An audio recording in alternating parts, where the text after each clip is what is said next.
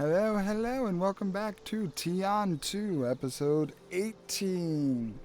Last time we had some timey-wimey, wobbly nonsense, as Paseth has now found himself in the past, and during his excursion found an old model of his boxbot and souped it up to a more, pardon the pun, present-day standard, and after doing so took himself to the estate of one Dranth Copperfoot, and intended on confronting the man. Little did he know that he was met with the individual known as the Mad Maestro. After a brief skirmish and a trip to a place far beyond the ferryman's imagination, he is brought back to the foot of the Mad Maestro. And across not only space but time, we have Estelle and Leanna, who are currently dealing with some of their own revelations. Estelle dealing with the revelation of her being split from herself and a facet of her own being her own person.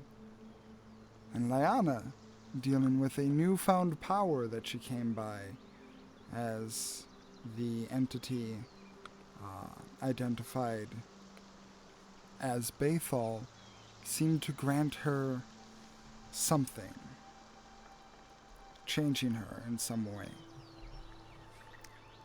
So, as we continue, I am going to ask Paseth. Yeah. And either Leanna or Estelle to roll me initiative. Okay. I guess I'll do it. Yeah, good with me. I tend to volunteer myself for roles a lot, so. That's a nat 1. 5. Both of you. You still beat me because I also rolled a nat 1 out of 4.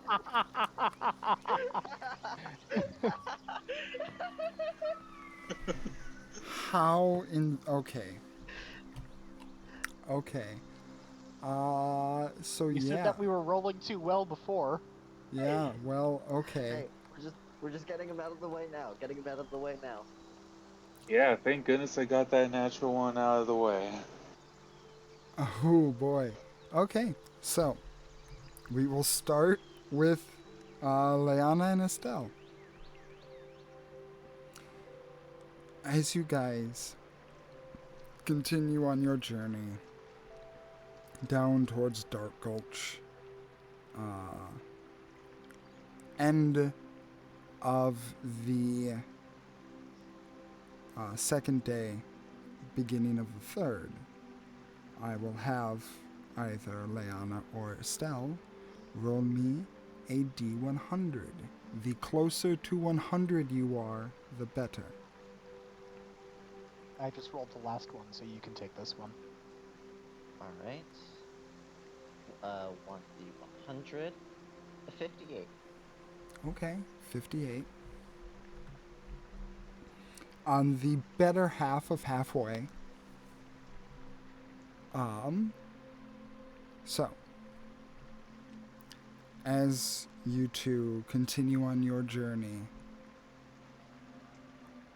sitting on the cart that you have bought for yourselves to make this journey easier, Boxbot bringing you along. The day is pretty cloudy, not too much sunlight breaking through. A little bit of a cold wind in the air.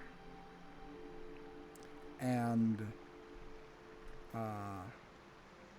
actually, before we get to anything more, I believe, Leanna, did you roll your 3d4?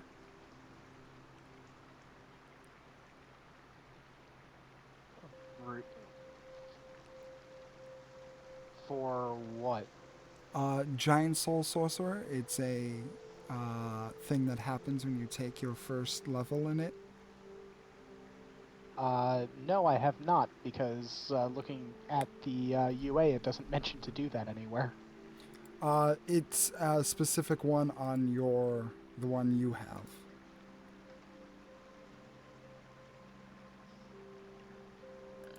Because it's not a direct UA copy.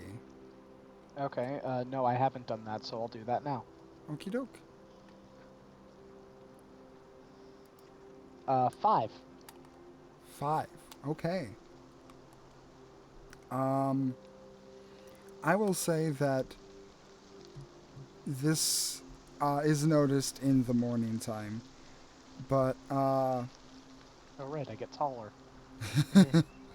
Estelle, you do notice that Leanna appears to be a little bit bigger. Her clothes look like they're slightly less fitted to her as before. Her knees are a little bit taller than her boots, and her arms are a little bit further out of her sleeve than they were before, but only a little.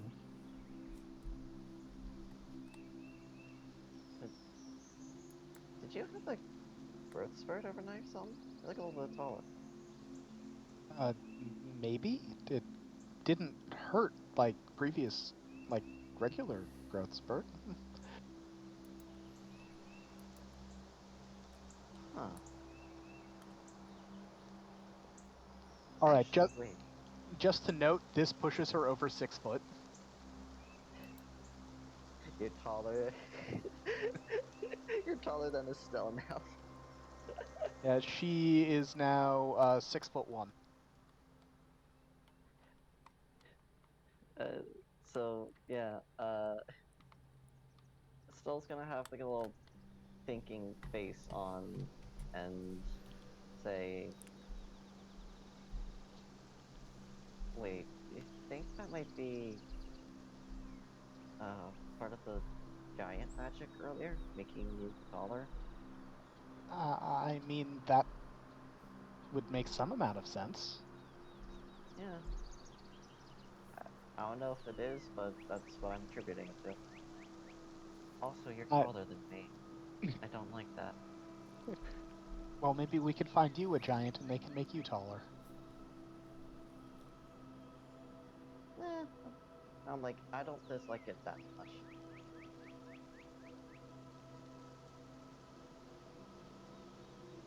You can also turn into animals that are taller than me, probably. Yeah, I can. But it's just, for some reason, it's not quite as fun that way. Just wait until we see a giraffe.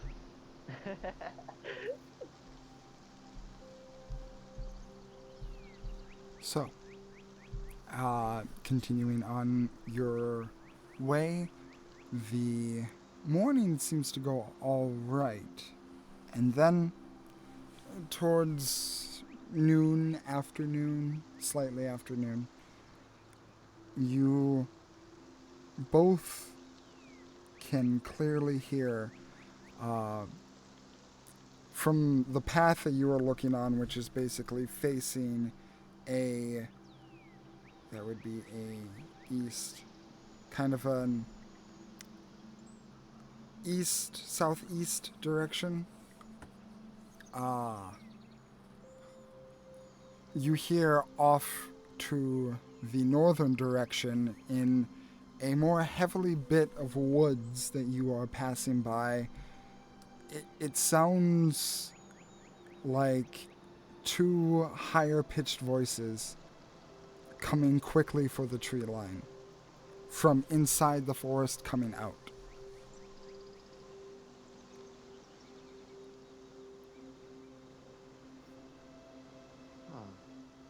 Can Can we Does it? make out what they're saying? Roll perception checks if you wish. There's perception. There is perception. Hi there, And- second that one of the day. And before I roll, may I guidance? Sure. All right. 23 with 1d4 being a 1, so 24 total. Okay. Leanna, I think you're kind of preoccupied with the whole change that you're going on right now, feeling a bit different. Looking down at someone that you were previously looking up to. Kind of a weird sensation at the moment. So that blocking your mind, you're not able to clearly make out what's being said, although you do hear sounds. Estelle, you can hear what sounds like two younger voices just saying, "Keep up, run, go faster." I don't know. Is she still there? I don't know. Stell's going to say, whoever it is, sounds like they're in trouble. I'm gonna go help. And she's going to basically pull off to the side of the road, unhook Box Spot, and run on after that direction. Someone needs help, she's gonna do it. Wait for me! And Leanna will run after. She has no idea what's going on, but she's going to support her family. Okay. As you guys quickly dart for the tree line, no more than, I'd say about 15 feet away from reaching the tree line, you see two figures quickly burst out, kind of tumbling over each other. You see what appears to be a human boy and a dwarven girl, both very young. Boy can not be older than 12. The girl in dwarven years is definitely considered a child. And they're both kind of just trying to push themselves up slowly, covered in leaves, a little bit achy. You can hear their breaths. Yeah, Estelle's immediately running up to them and asking, are you okay? What's going on? Is everything alright? There's something in the woods. I and the boy is just completely out of breath while the dwarf girl kind of pushes herself up, and he's kind of on top of her, so he kind of tumbles down to the ground, and she says, "I don't know what it was, just some crazy. I just What did it And- look like?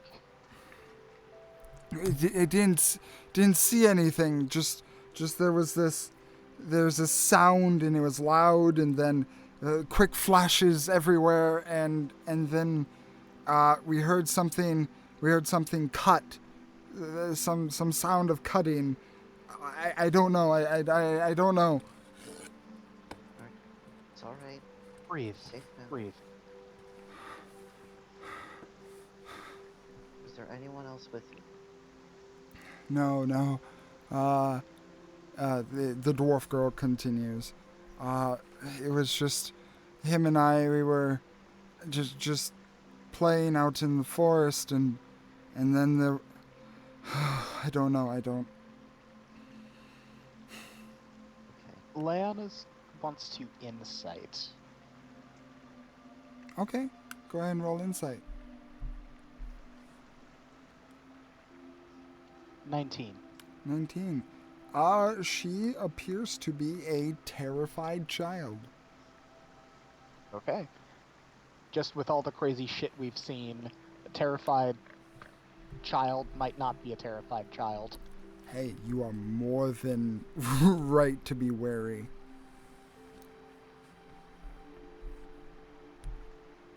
Okay. So, Leanna's going to look to Estelle and just give a small nod. she'll nod back and say, okay, so if you are out playing in the woods, where's your home? The boy stands up and says, on the other side of the woods, about a couple miles away.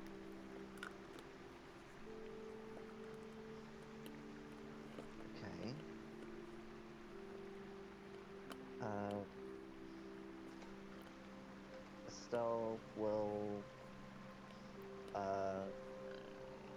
look back to Leanna and say, think we could take a detour? Most definitely. Alright. Well, whatever it is, we're going to help you get back home. And if whatever you're running from is still there, we'll take care of it, okay? Okay. Uh, um, are, are you going to, come back? Are we, I don't think we can, I don't know if we should try and go back that way. I don't know if it's going to come back. Alright. Well, if it does come back, we'll make sure it doesn't hurt you. Yes. We have a cart over that way, and Estelle will point to where it is. And you can stay there if you want to while we go and deal with it. Or we can all go together and you can stay in the cart if we find it.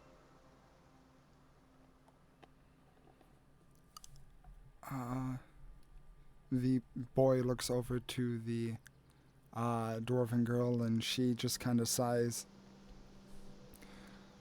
I think it would be a better idea if we weren't alone right now.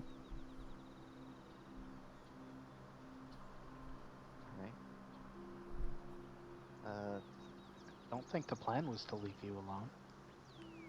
No.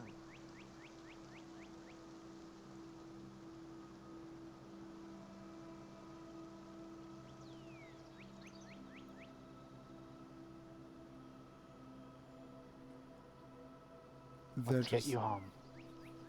Come on.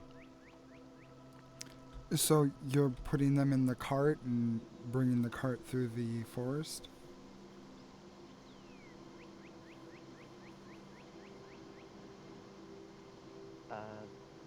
That was going to be my idea, so that way they would have a place to stay and hide if we encounter this thing. Okay. The cart will take some time and a little bit of maneuvering around, so you guys are moving a little bit slower through the forested area. But that's fine. Leanna's going to be, well, I'm assuming both Leanna and Estelle are going to be keeping an eye out, and going too fast would mean we wouldn't be able to notice things. Yeah. Okay. Both of you roll me perception checks again. Alright. And may I guide us? Yep. I will do the same. Ooh, that's a 9. 26, 30. Nice. Okay. Estelle, going through the forest, it appears rather rocky. There's quite a few stones in your path that are making box spots footing, a bit unsure, and the actual ride in the carriage, small. I'm forgetting the name. Your seats, your wheeled seats, are a little bit uncomfortable for the kids as they're kind of jostled a little bit back and forth, not violently, but they look. If it wasn't for their sheer discomfort, they'd probably be complaining a little bit about it, but they seem to be quiet and just keeping an eye out themselves. Leanna, Mm-hmm.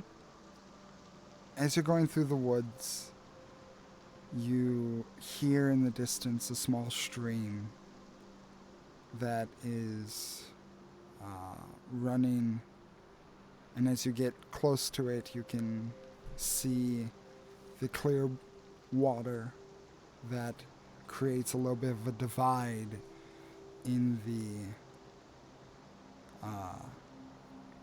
the forest, only about a foot and a half wide of water. But as you get closer and your ears are open and your eyes are sharp, you do see off towards the very end of the stream, about 200 or so feet away, some sort of figure. Looks like a quadruped, and it looks all black, and it seems to be drinking from the stream.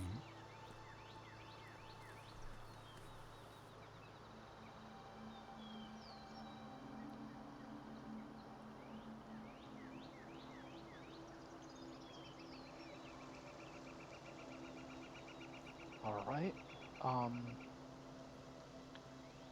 Would it be survival to see if I recognize what it is? That would be a history check. Okay. Yeah, I don't think I would have time to guidance this, so let's just go.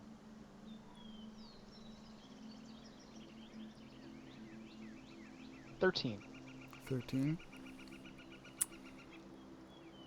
You are a little bit stumped for a moment, trying to kind of flip through the Rolodeck of your mind, and luckily for you, a recent run-in seems to spark your memory, as you remember Blinkus, and when he was talking about how he doesn't like cats.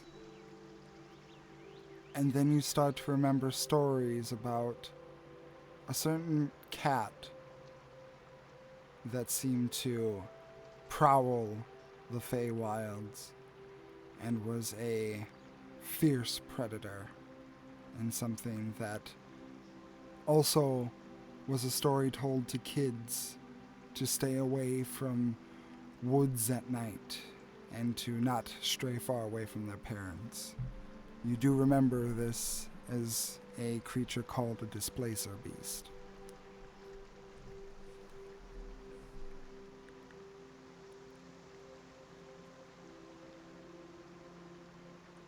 Leanna is going to very quietly whisper to Estelle, I see it.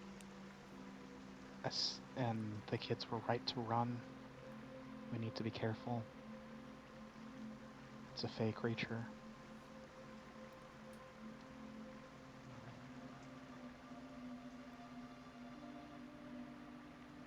So let's be extra careful. We'll see if we can get around it, and only get into a fight if we absolutely have to. Correct.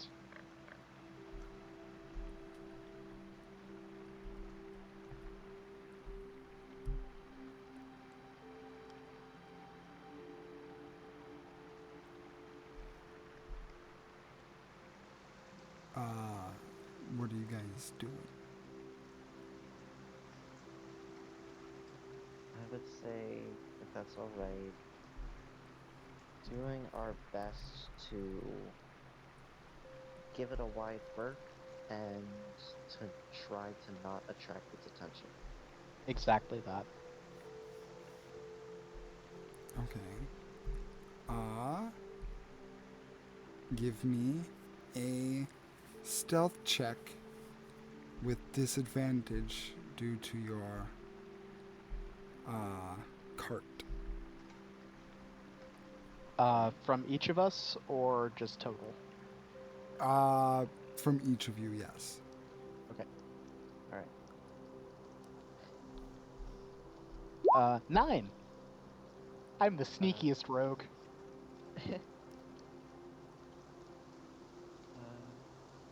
There's stealth. 17. Wow, with disadvantage, okay. The other one was a nat 20.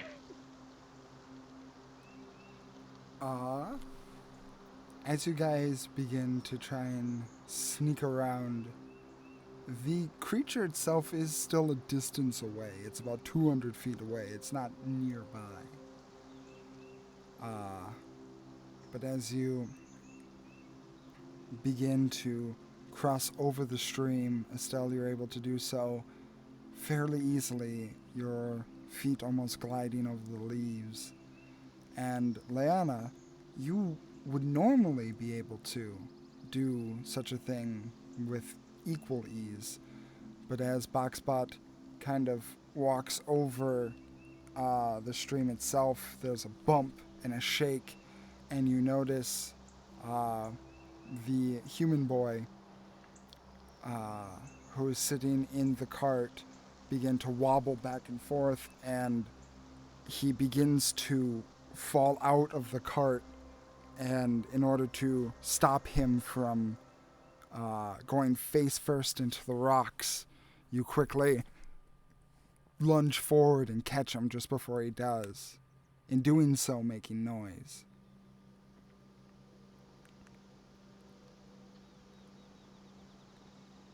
There's a pause. And I believe we will say Estelle at this moment. Hey, Boxbot got 13 on stealth.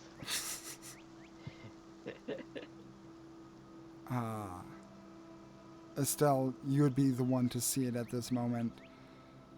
As was pointed out to you by Leanna, you look down the stream and you see the eyes of this feline looking directly at your group. And then it blinks out of existence.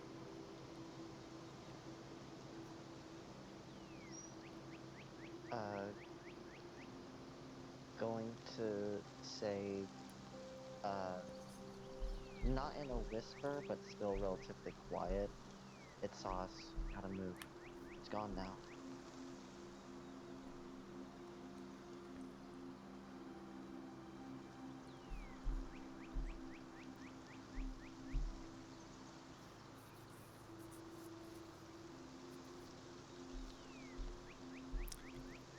So you guys are just gonna start running, or? Perception to see if I can notice where it went to. Sure. Whoever wants to can roll perception. No guidance. So, that was so close to a nat 20. 11. Oh.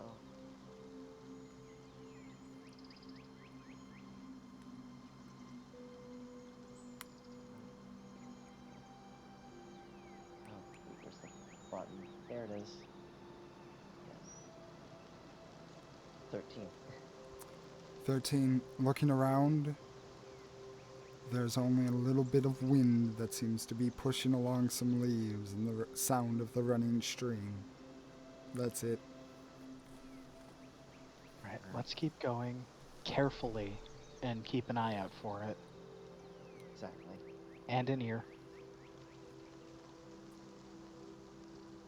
Okay. Moving carefully.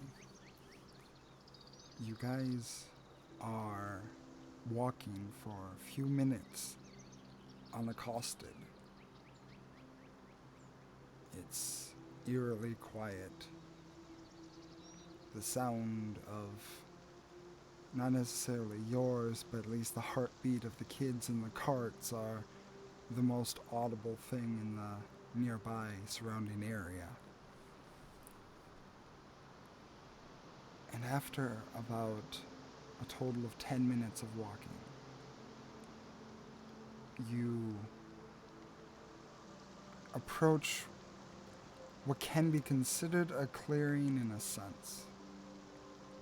There's a wider round space without a line of trees dotting the landscape, with the exception of one. It appears to be a very large tree, one that stands at least 40 feet tall. Its bark and trunk appear to be old, and this thing looks ancient. It doesn't appear visibly different than any of the other trees in terms of make. The wood seems to be similar to the rest, just older. Can you two make me a stealth check?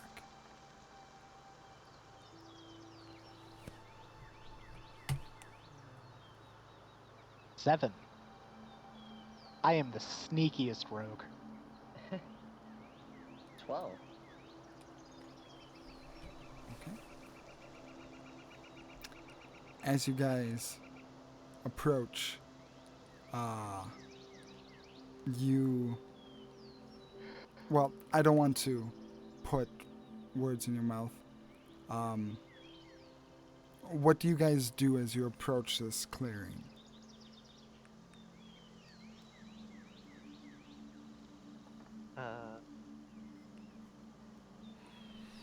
Estelle is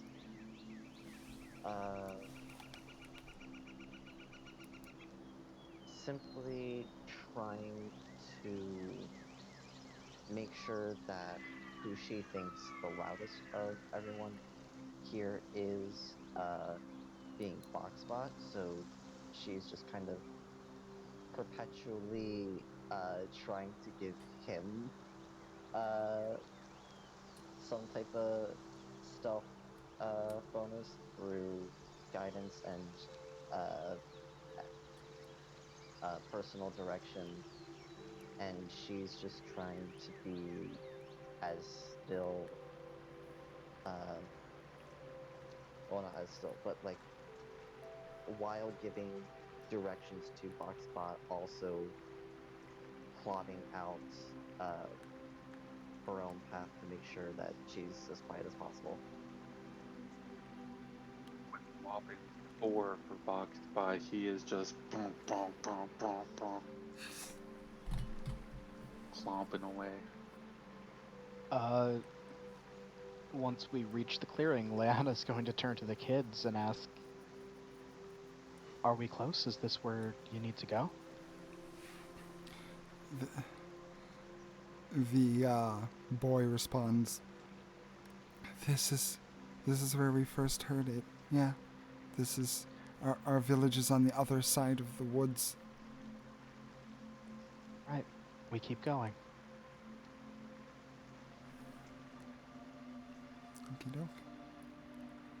And as you walk into the clearing, there's a voice. One that comes from the tree. And you hear it call out, Oi! What you doing in my wood?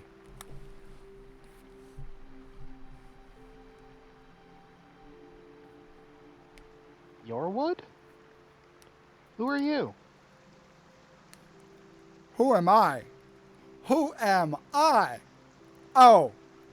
And you see the tree start to rustle a little bit. I am the amazing. It starts to rustle a little bit, and it's seemingly going from left to right. The outstanding. And it starts going from right to left again, just shaking back and forth, some of the leaves starting to fall. Everlasting. And you see a small figure fall out of the tree. And you see what appears to be a adolescent child, human girl, rise up, skin dark, her hair tied back in braids, short braids. Her attire seems to be a mishmash collage of woods and cloth and basically whatever she could find. And she has this big, cocky smile on her face as she says, Iggy!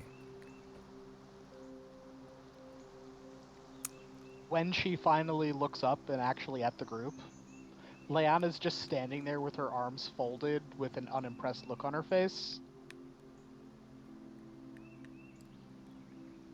I'll give that a generous 4 out of 10 for an introduction. If you're going to be grandiose, you need to do it with style. Her jaw drops on the ground and she says, Of all the nerve! And before we continue with that, Paseth, Oh boy. let's get to that real quick.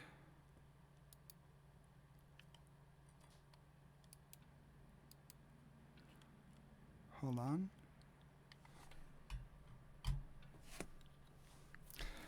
So, Paseth, as you reappear back into the material realm, you see the bear that you had created and Boxbot Mark 4.5 currently on the ground. That's accurate, yeah.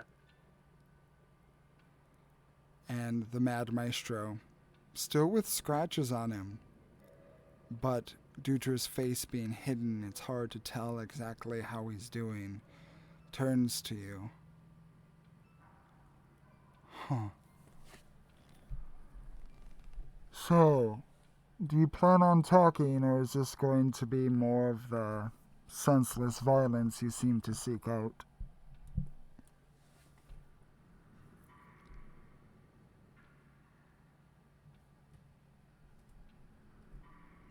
Oh boy.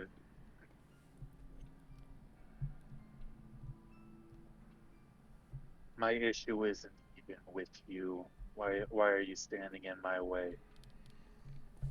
I mean, it is actually very much with you, but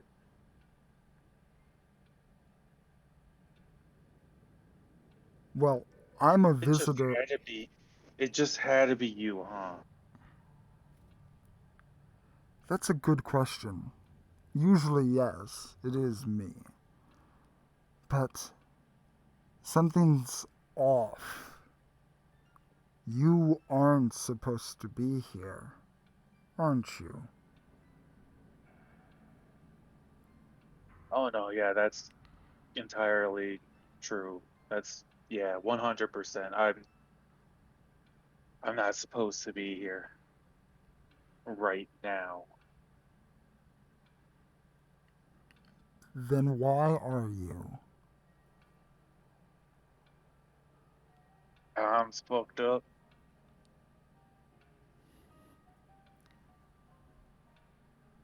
There's no expression on his mask, but you can feel like he audibly quirked an eyebrow at that. Like the poster of the performance. That's 1 week from now, all the way in the north. That's I was already there, and I already took one of your heads.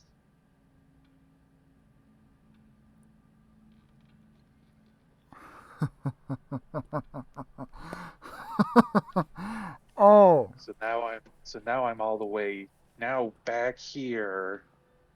A couple weeks ago, time's fucked up. a fairy got themselves mixed up in their own time travel shenanigans. Oh, that is quite precious that you yourself, as a natural born citizen of the Feywild, still couldn't use the portals correctly. That's amusing. Oh no, I was using the portals correctly. Someone else, I think, possibly. I don't know. The portal got mixed up, I think. And it hurt.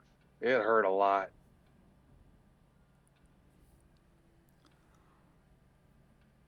Well, I must say I am very appreciative of your willingness to have a conversation. But I do feel as if your stay is unwelcomed at this point. So, how about this? You leave now, fly away, and maybe then we'll meet when we are supposed to.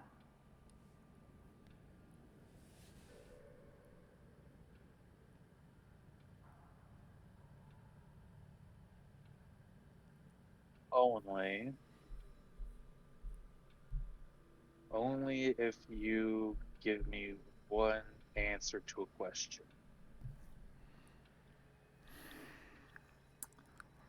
I have to give you something after you've already taken my time. That doesn't seem very fair. Well, you're wasting my time too.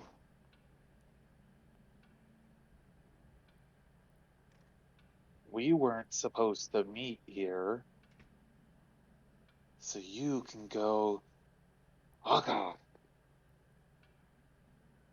and leave me to my business.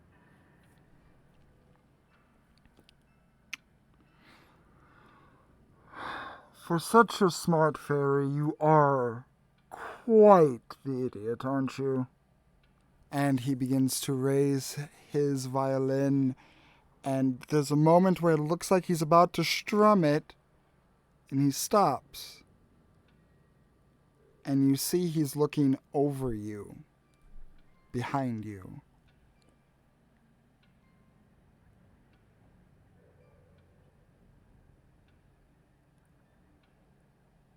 I just pinched the bridge of my nose. I'm like, who is it now? And I turn around, see what he's looking at. Turning around, you see a adult human woman. Uh, she has dark skin and braids that are longer and seem to almost connect with her skin as it runs down the back of her neck and to the front along her clavicle. Her eyes are slightly obscured by what I can only describe as John Lennon glasses. A little bit bigger than a Ponce, but still small glasses. Uh, Her clothes are oddly familiar in some ways. It it's a very almost vomit mixture of just tie-dyes, a very colorful and bright, like rainbow mixture as it runs along the tunic that she appears to be wearing, a very light and fine material. The pants are also kind of baggy and go into more of a bell bottom kind of leg, as she appears to be wearing a bunch of different necklaces and jewelry, ornate but not shiny, kind of like a dull bronze. And she has a smile that shows no teeth but is still big, as she says, like, what's happening? How y'all doing? Yo, dig the vibe. Are you here to kick my ass too, or are you here to kick his ass? Like, This is kind of ass kicking party. I'm just here. Oh, one, thank you. I appreciate the compliment, man. That's not many people appreciate what it's like to just chill, you know? I'm not here to, like, fight or be, combative, man. I'm just here to like ride the winds, you know?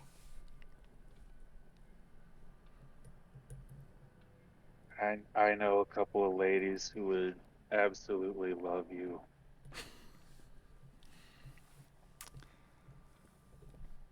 Well, actually, now that you mention it, I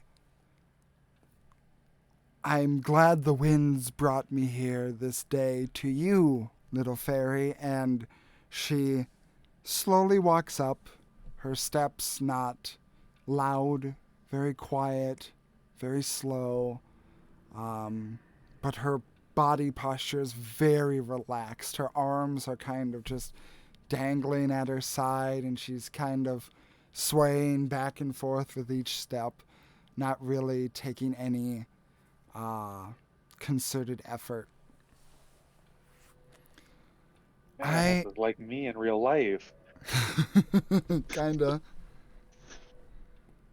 Uh, and she says, like, I've been meaning to find you because, like, I have a friend that absolutely looks up to you, and it's so cool that I can, like, talk to you now.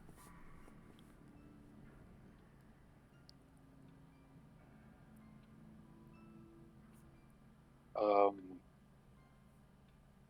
Sweet. I look over to the Mad Maestro.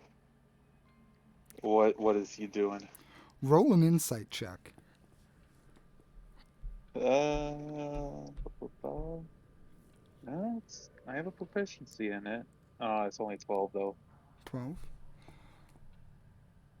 For He's, someone like him, it's going to be really hard. yeah, he's not moving, which is interesting of itself, but beyond that, it's hard to tell what he's thinking.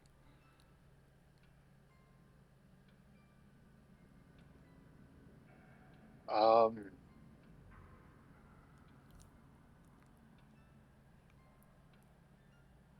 well, good news for you. Rain check on the ass kicking, saying to the Mad Maestro. Um, if you just wouldn't mind, I go over to slump down box spot mark 4.5, hit them on the crate with the hammer to charge them with the spell to start reviving. Just cover them in moss. Uh, they'll be they'll come find me in a minute. Want to talk to me in private? somewhere else. Like, okay. And she just kind of stumbles in, just the smile never leaving her face. Her eyes are kind of very, like, three quarters closed, so it's hard to even make out, like, what her eyes look like. They're just very relaxed. And you see, as you go over to Mad Mice or to your box spot, roll me another insight check with advantage this time. Just blowing his mind. Like, what is happening? 17. 17. There's trembling in those hands, and it's hard to tell because you can't see his face, so you can't tell whether or not he's angry that he's not doing anything or he's afraid of something. Makes that just gives me a big smile. Kind of laugh to myself. I'm sorry. What's your name? Oh man, I have like so many names, and like it depends on the kind of day, man. Like sometimes I just like to be a summer breeze, and other times, you know, I'm just and she kind of like puts her hands up and like throws them down rapper style, like a fuck the government kind of vibe, you know? I always appreciate that kind of vibe. But Um, yeah, man, I'm just so glad to see you. Like, Malman told me so much about you, and I just wanted to meet you myself, man. oh man, you're friends with Melman. Oh, he's so cool, isn't he? He's so sweet. I mean, he was a little bit weird when, he first got to New Pass, but then he started to just, enjoy the vibes, and I saw him smile, and he's just like cool, man. Right at this point. Did he get his first snow globe yet? Oh, ah. Yeah, I think he actually got a couple of snow globes at that point. Good, he's here. And I mean, I know that he's doing good. Yeah. Uh, I mean, we're going to meet him. We should have, or actually, already in the process of meeting him again. Like, I mean, he like didn't know your name, but he remembered some sort of like small thing and like a wooden thing, and then I saw your like wooden thing over there, and you were like a small thing, and like the vibes were just like right, you know? Yeah, that's for sure me. I don't have my full ensemble right now, but that's somewhere else. There is audible shaking now coming from the maestro. Oh man, he's getting so mad that we're ignoring him. That's awesome. I love that. This isn't really my house, but you want to go raid the kitchen? Like 1 second, and she just like puts her arms out for a second, and there's just the most gentle gust of wind, and it seems to point and like going further back into the house and then to the left, and she's like, I feel like the wind is saying, yeah, man. Wait, I am pretty hungry right now.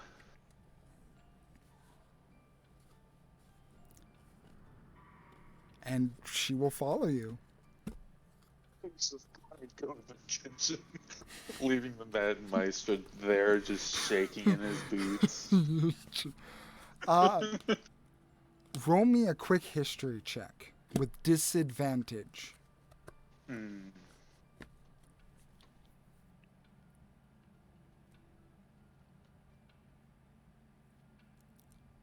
I know a lot about history, so 25. 25.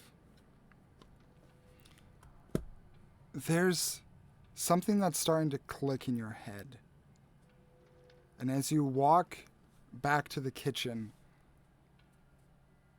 you look back at the woman following you and the smile on her face and her eyes slightly obscured. But then it dawns on you. You've met this woman before. You for sure have met this woman before. The first day that you met Estelle and Leanna, you met in a shop called Justine's Just Keen Scene. And this is Justine. Oh.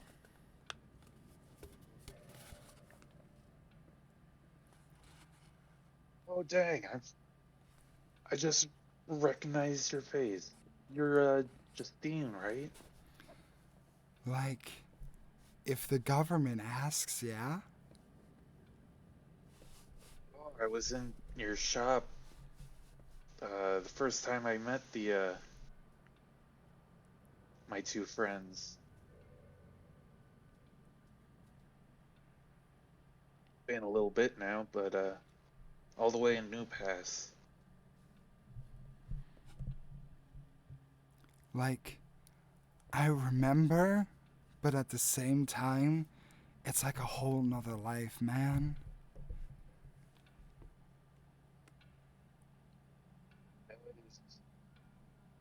There is a story behind that, and I am all for hearing it. And Unless you don't want to talk about it right now. like, no, it's not a problem, man. I just, like, I think you had the right idea. Let's go, get some munchies, relax, and, like, chill, man. And as she goes on, you just hear in the background just the loudest scream of frustration ever.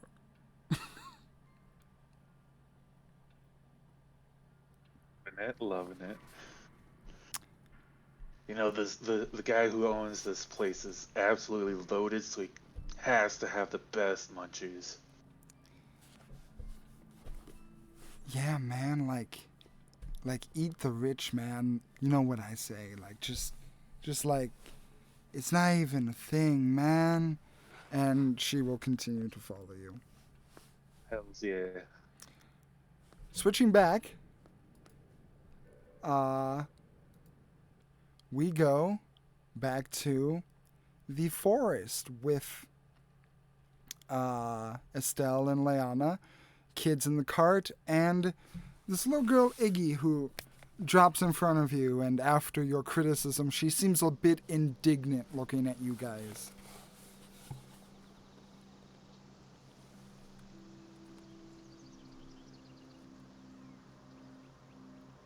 Yeah, like I said, when you introduce yourself, if you're going to show off, you need to properly show off.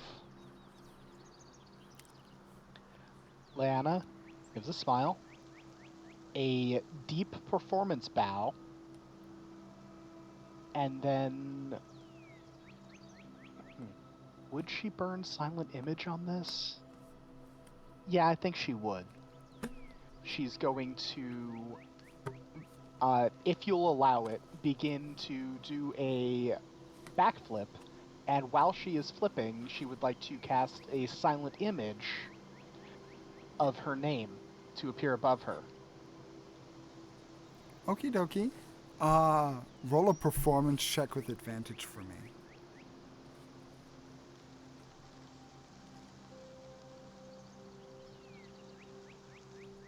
That is a 26. The backflip is executed quickly and precisely, but there's enough to the rotation that it's enough for someone to get like a full view on and get the full effort behind the rotation.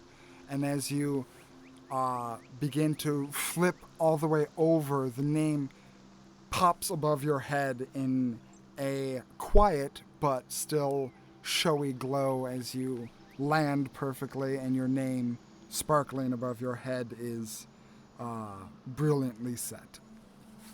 She strikes a pose. I am, as you can see, Leanna Monolé.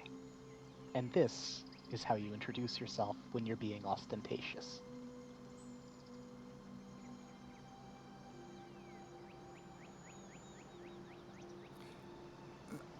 The child known as Iggy is just kind of pursing her lips, kind of off to the side, arms folded in front of her, just kind of looking down and away, making eye contact every so often, and just muttering under her breath, "So good, yo, you do all magic."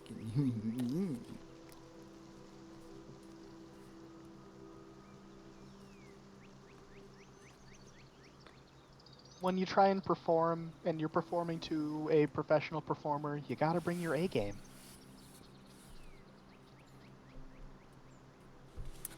You couldn't even handle my A game if I gave you my A game. So there. Leanna just chuckles. She remembers being like that when she was a kid.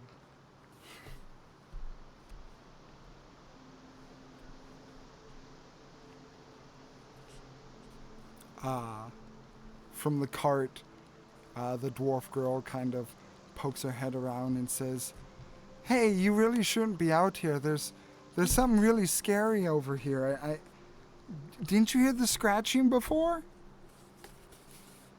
And she says, Iggy, who's now kind of picking her nose with her pinky finger, just kind of goes, "Huh?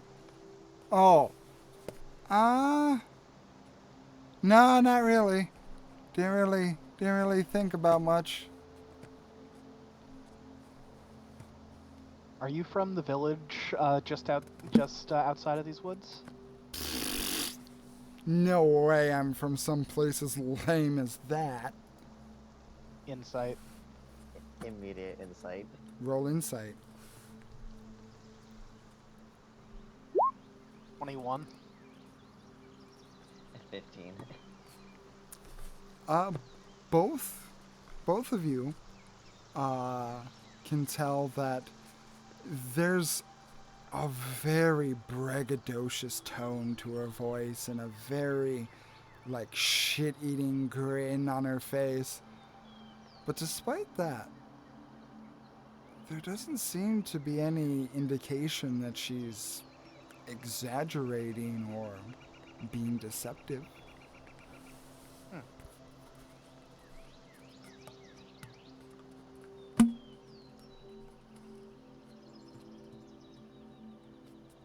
Why do so many people choose to play in these woods?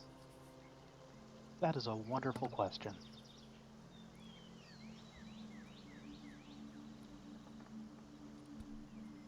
Well, Oh, Leanna has also dropped concentration on the silent image after making her point. Noted.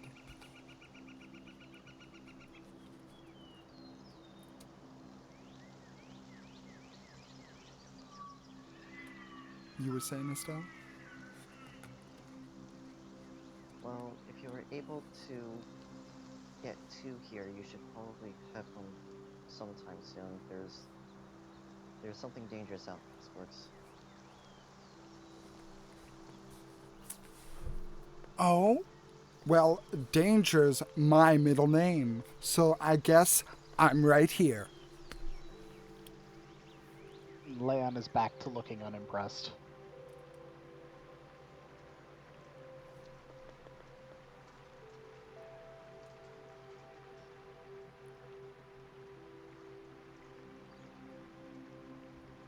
Mm-hmm. There are So, things in the woods that are quite not things that you would want to run into. Highly recommend getting home. exactly. Well, I guess then I will just do exactly that. And she begins to turn her head up into the air, her nose like cartoonishly up, and she begins walking back to the tree. And as she does so, one foot steps on the tree trunk and it sticks.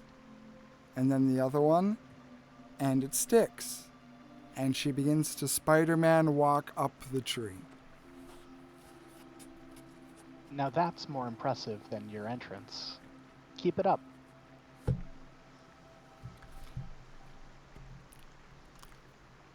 Roll me a persuasion check real quick. With advantage since it's charisma against a person. Indeed.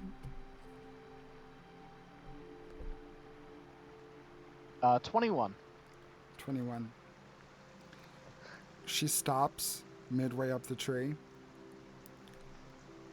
and, in a blazing speed, runs back down the tree up to you and goes, "Do you really think so? I was thinking of working into the act, but I didn't know if I could do.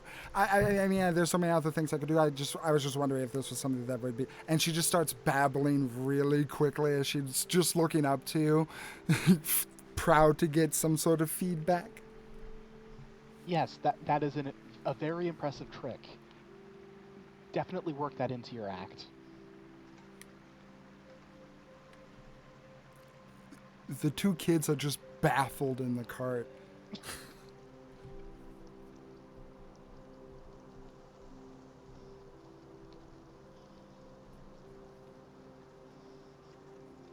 Yeah. The real thing is that you just want to find one or two things that you're really good at and practice them until you can do them in your sleep. Then you start finding other things that you're kind of okay at, and then practice until you're as good with them as you were before you did all the practice for the first things. You just need to find that one thing to draw people in, that one major thing, and then work on it till you are the best at it. And then keep adding new bits to it.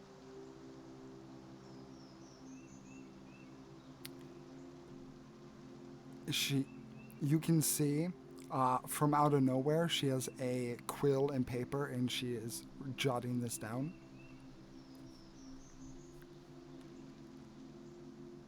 And so are you like?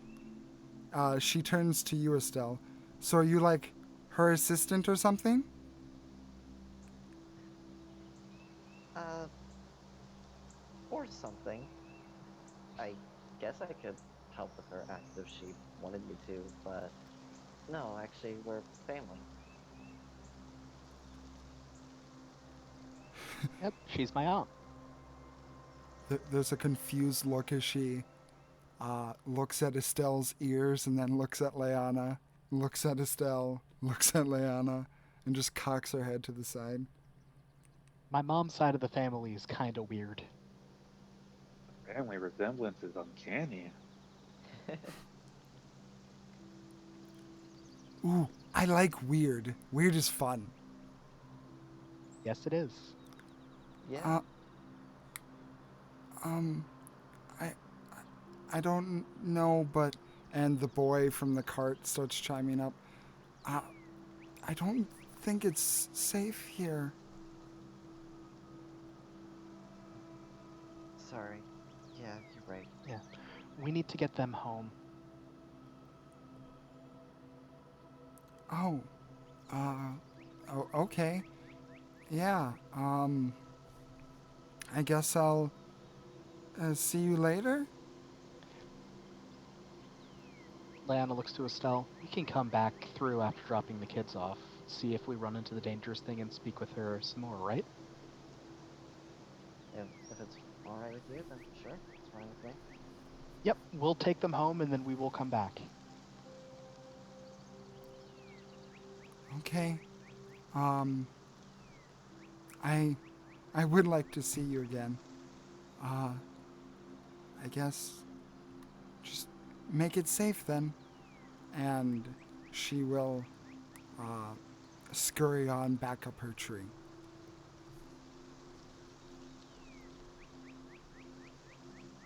All right. Let's get going, everyone. Alright. As you begin walking again, there's the sound of a snapping branch.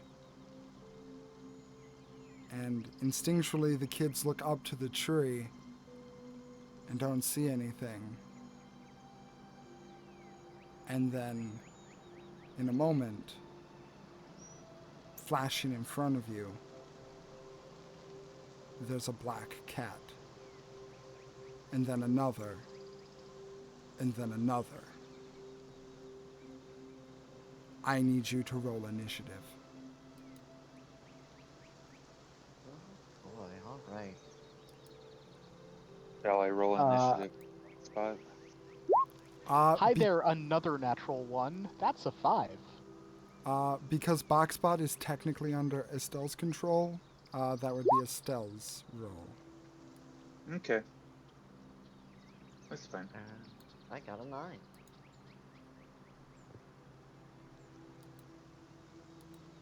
Oh, did I put you guys all on? Yeah, I think I goofed on something. No, I didn't. Never mind. Okay, so you got an... what's Boxbot's initiative bonus, Paseth? +1. Could you roll a d20 plus 1 for me, Estelle? Alright. 1d20 plus 1. Natural 1 for 2. Oh my god, you guys. Hey, at least the low rolls are on the initiative and not the actual combat rolls. That is true. Okay. So, let me roll these really quick. I'm going to just roll it out here because it's easier.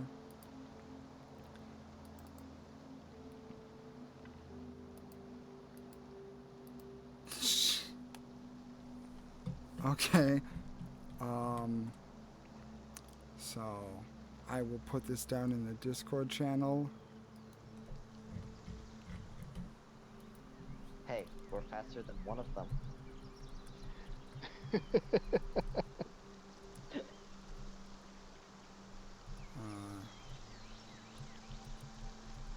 Still used to being getting used to being 5 inches taller.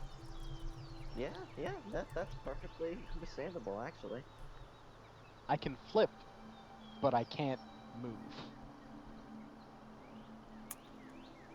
That's a 9. Okay, so still...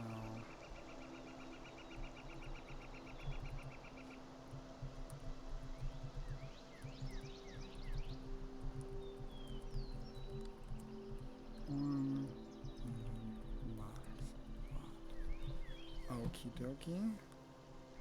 The initiative is set.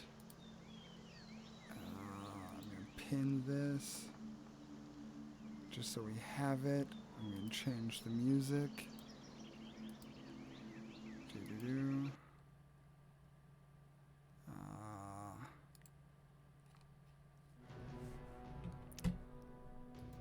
So, I will ask, would Boxbot have been in front and you guys flanking the sides of the cart, or would Boxbot be behind you guys?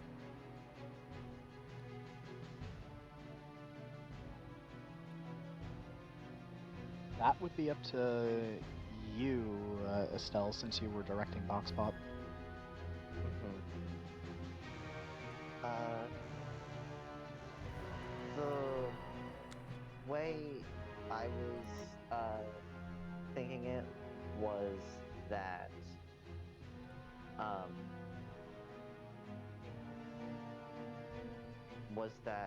we would be ahead, so that if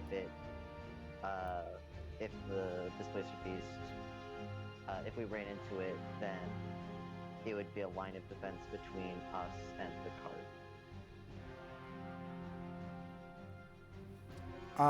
I believe I gave you permission to move Boxbot around, so if you wish, you can adjust Boxbot to how you see fit. All right.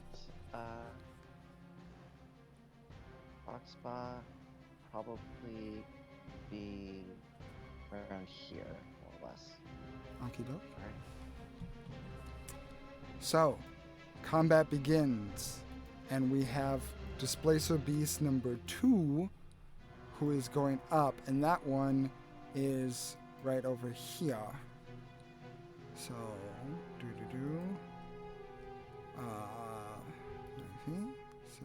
going to snap to center. Ba-da-da. And it is going to be able to run up to you, Estelle. All right. It's feline agility, just ducking and weaving in between the leaves and the rock. And the Displacer Beast is going to begin its multi-attack.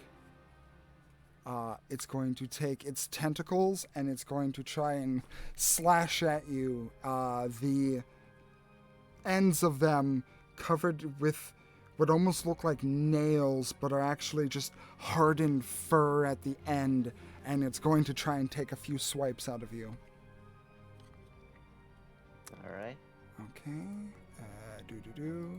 Be able to use deflect attack on one of the attacks, giving it a disadvantage. Okay, one of them has disadvantage because of Boxbot. Indeed. Okay. Can I... Okay, I'm just going to roll it multiple times. So the first one's a disadvantage at a 22. That'll hit. And 16. That will not hit. Okay. So as Boxbot tries to get in the way, the Displacer Beast is able to slash down its tentacle onto you, cutting down from your left shoulder across your torso for... Let's see, that is plus 4. For 10 points of slashing damage as it cuts across you, and the other one tries to come back around and do the same, but you're too quick for it this time, and you duck under and just miss you. And it just misses you.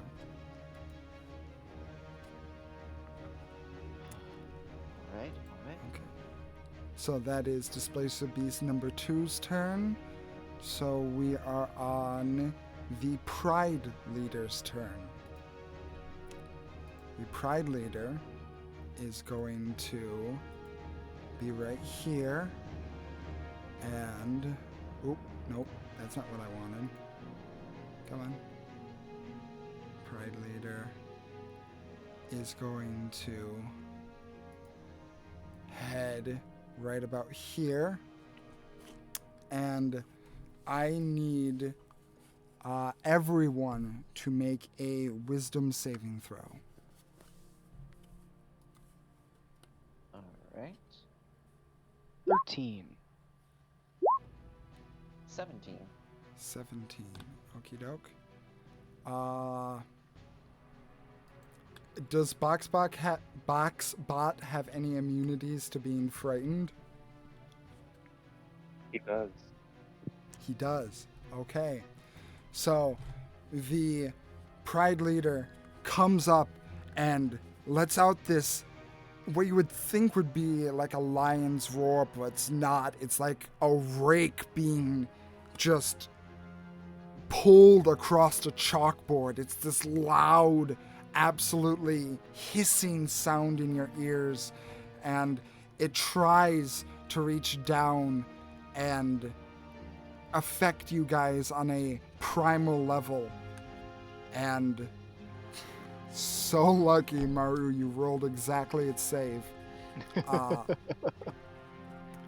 Luckily for all of you, you are not affected by its cry, but the kids behind Boxbot are.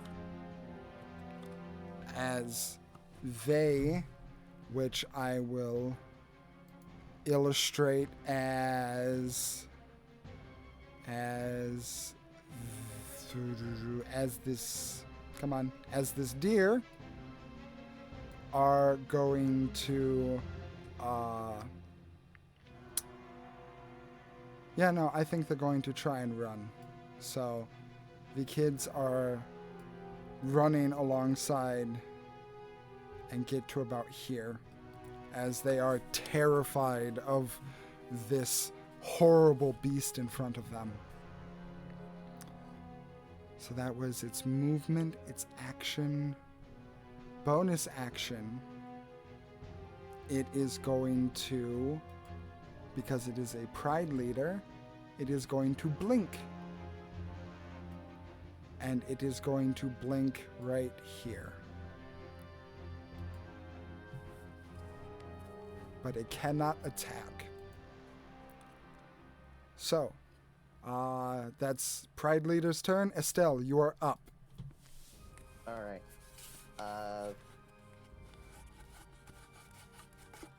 Estelle is going to shout to the kids, "Get inside the cart and stay there. It's dangerous to run. They will catch up to you." And let's see here.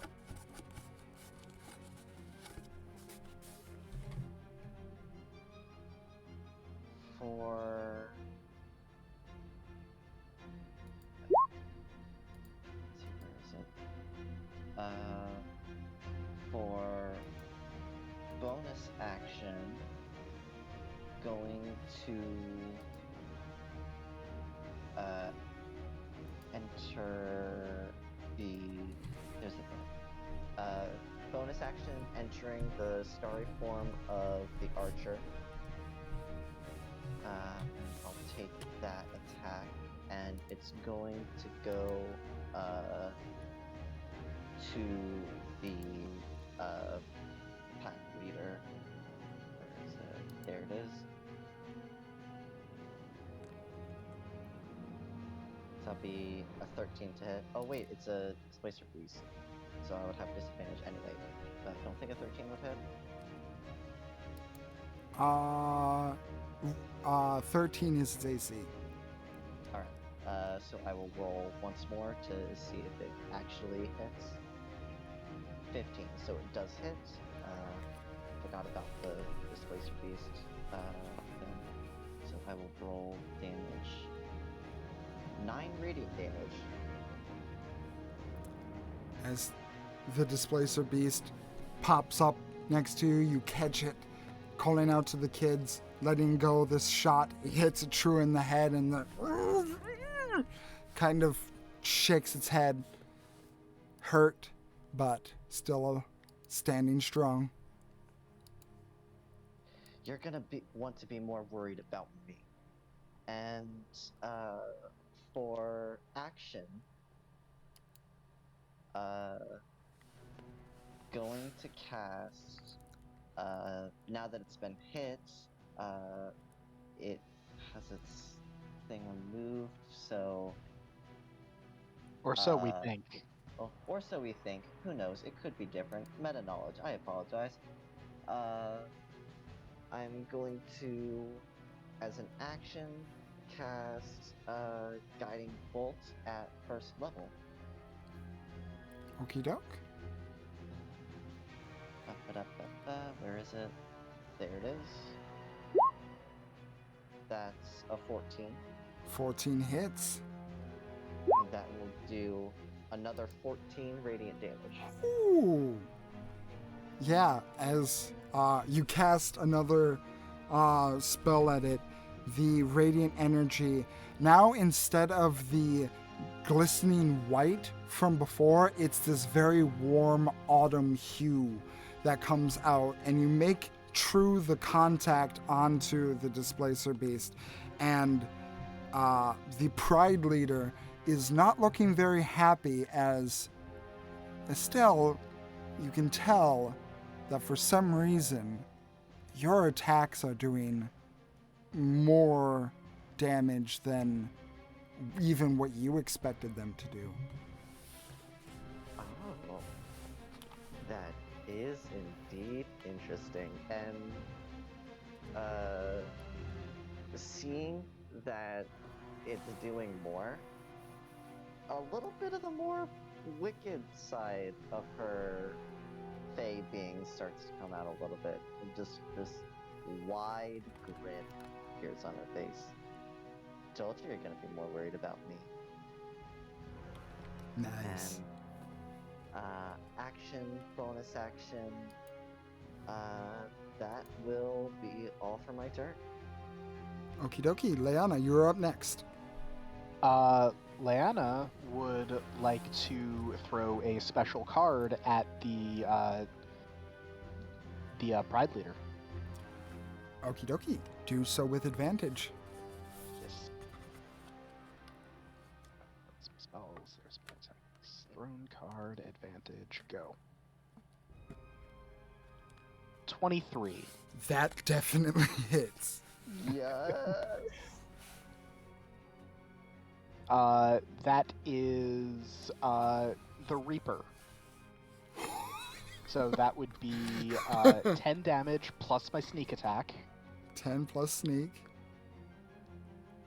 That's 12 sneak, so I overheal for 6 and gain 6 temp hit points. Okay. And because Yep, I was about to comment on the wild magic. Okie dokie. I am going to now go on Google, look up a random wild magic table. Even that's random. I don't know. Oh yeah. Oh yeah. Yep. This is pure.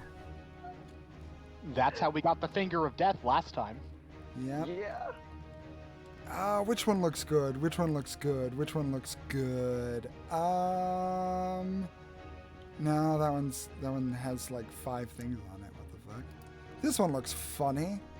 Okay. Oh no, nope. That was a critical fail table. That's not what I'm looking for. I did not critically fail this one. No, you did not. Roll me a D100, Leanna.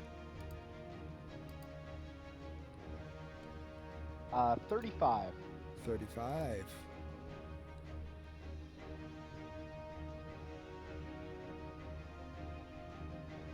Okie dokie.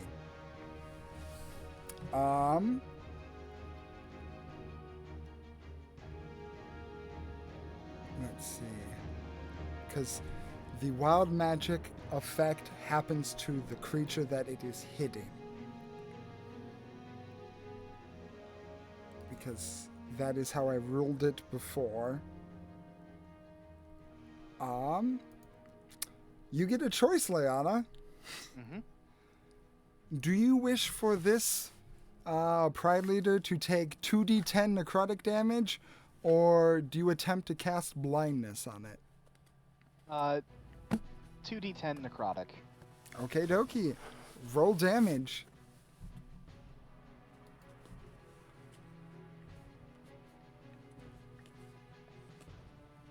$12. 12. As Jesus Christ. As you guys pummel into the creature, Leanna, you throw this card that's being held true by the light that Estelle had placed on it.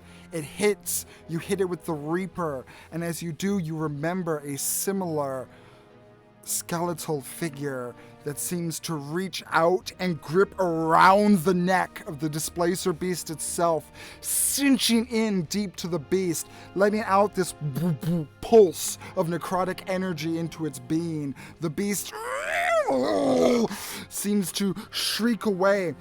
Luckily, it's still sturdy because it's the Pride Leader, but this thing is looking pretty beat up right now. It's our friendly neighborhood Grim Reaper.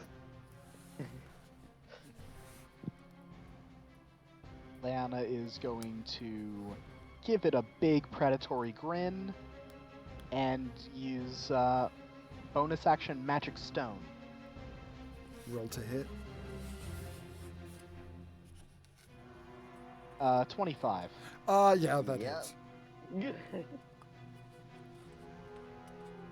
That is 9 points of damage. 9 points of damage. The stone hits it in the head, and it seems to stumble to one leg, and it barely gets back up, and there's a look on its face of pure ferocity as it seems to have made a decision. Anything else you'd like to do, Leanna? Action, bonus action. Can I insight it to see if I understand what decision it seems to have made? If Sure. That was... Okay.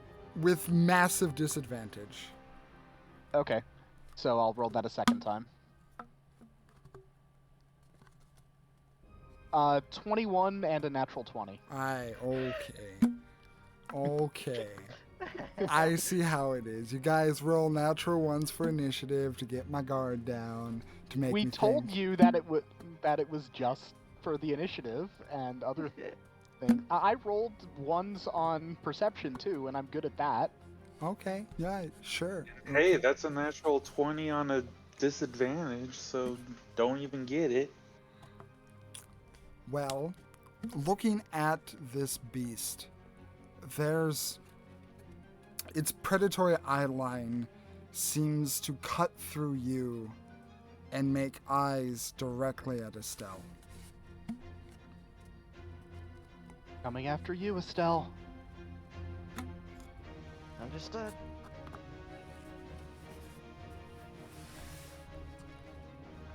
Okay.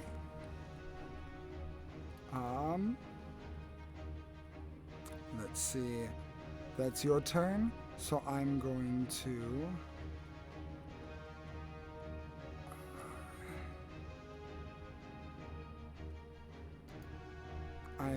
to take Displacer Beast number 1, who is kind of looking like, oh no, but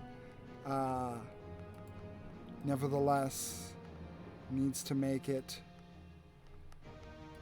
He's going to make it to his boss, and he's going to start attacking you, Leanna. All right.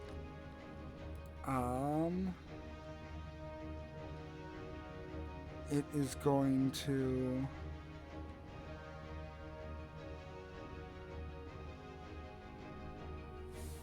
Let's see.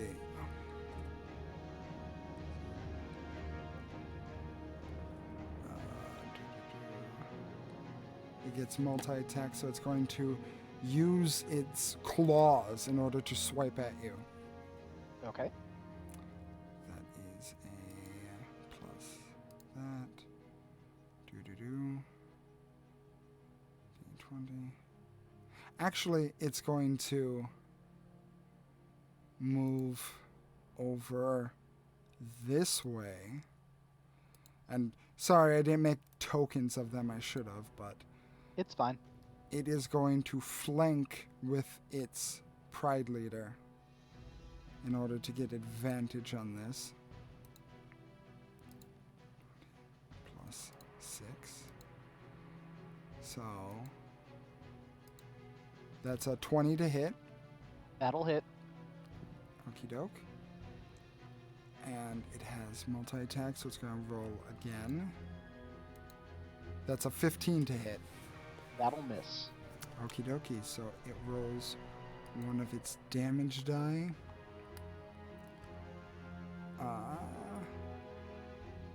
That's not very powerful considering what this thing is, but that's 5 points of damage. Doesn't even break my temp HP.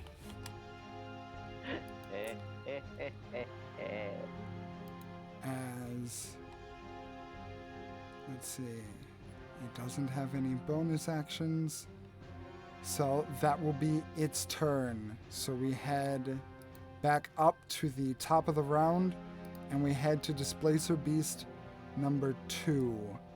Number 2. Fox's turn. Oh, thank you. You're very welcome.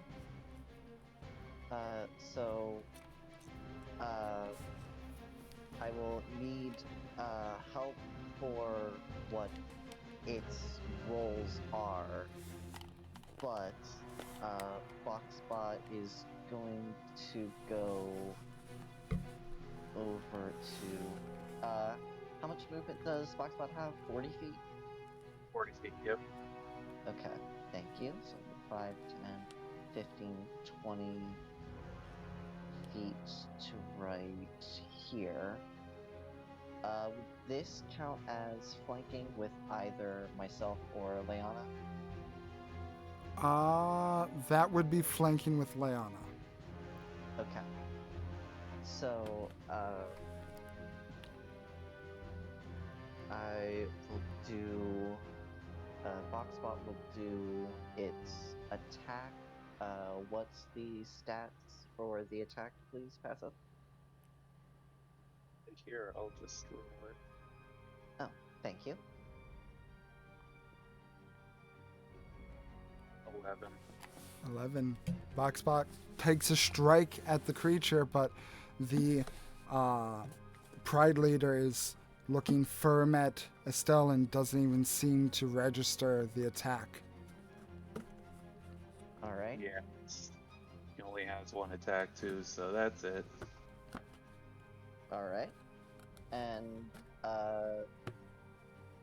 Estelle is going to have Foxbot, stay with the kids to potentially interrupt an attack that would otherwise go to them. Understood. Boxbot's turn is done. So we go to Displacer Beast number 2, who is going to... No, I do not want my drive boosted. Please leave. Thank you. Who is going to take a look at the Pride Leader and see that the prey has been marked. So it is going to move. This looks weird. I apologize again. It's staying within combat range of you, Estelle. Technically, it'd be registered to this square right here. Oh, pardon the interruption, but I just remembered that, one of the features I have, now that I'm level 6, Cosmic Omen, requires me to roll a die. It doesn't say what type of die, it just says a die. And if it's even or odd, I get a certain ability. Would it be alright if I roll that now? Sure. Alright, I'll make it a d4, because why not? A 2. So because it's even, on a reaction, I am able to add a d6 plus something, I think, maybe, to an ally's, let's see, attack roll, saving throw, or ability check. I can roll a d6 and add that to the total. Understood. So as it clears way and makes way for the leader, it's going to start swiping at you, Leanna. Okay. Do. That's a 9 to hit. That does not hit. As it takes a swipe, you're able to dodge out of the way. Yeah, that's all it can do.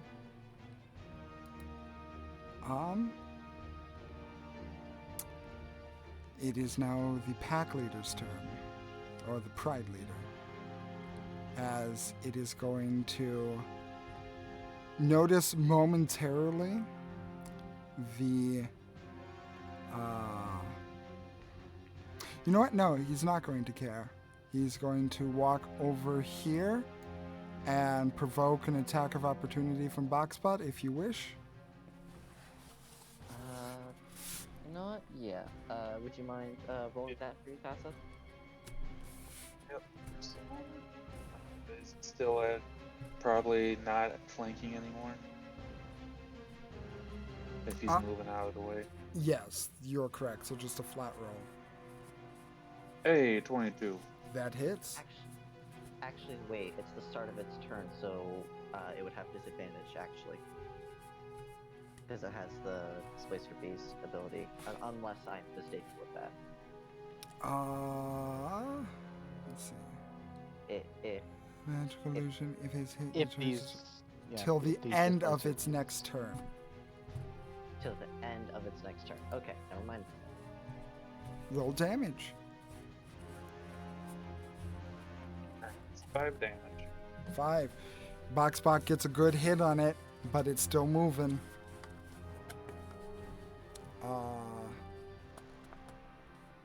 Let's see. You, Estelle, it is going to use Fury of the Fae. So, I need you to make a strength saving throw for me, Estelle. Strength save. Ooh, boy. I'm good at those. -1 modifier. 17. Okay. 17. It's good that you made that save. So you will only take half of this damage. Understood.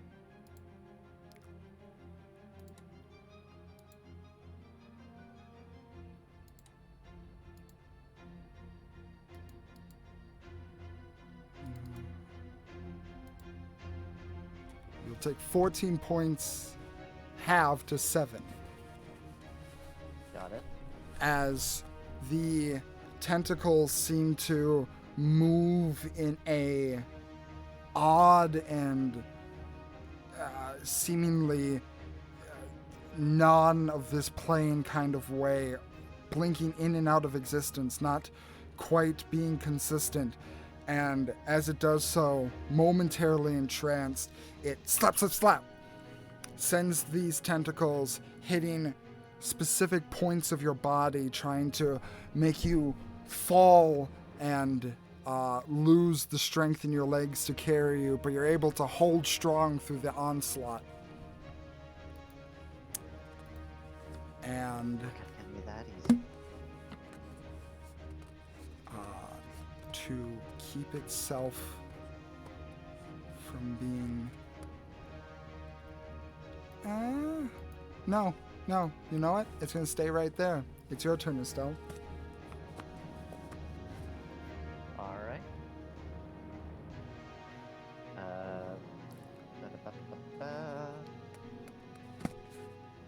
So, because it is right here, Estelle is going to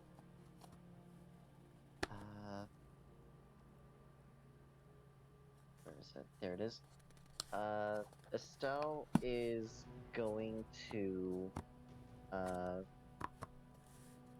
bonus action do another shot from the what's it called, the starry form of the archer, roll that at disadvantage. A 15. Hits.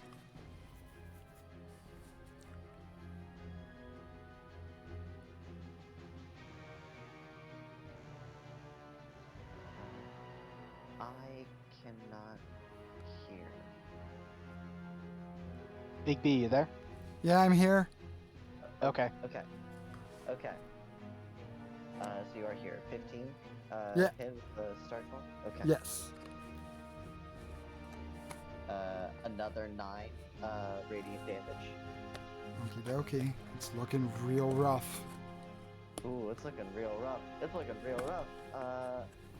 And for an action, instead of doing another guiding bolt,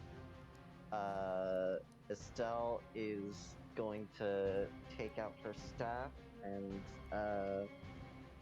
give it a nice crack against the head with Shillelagh. Okie dokie. Roll to hit. A 14. 14 hits. Roll damage. That'll be a total of 10 bludgeoning. Oh, so close. No! Yeah, it's just stumbling and not quite down yet, but it's looking super close. All right. So that was bonus action, the attack. So that would be all for my turn. Leanna, you're Leanna, next. seeing that it's fucked up, is going to do something that might prove stupid, but she's going to do it anyway. Provoke 2 AOPs.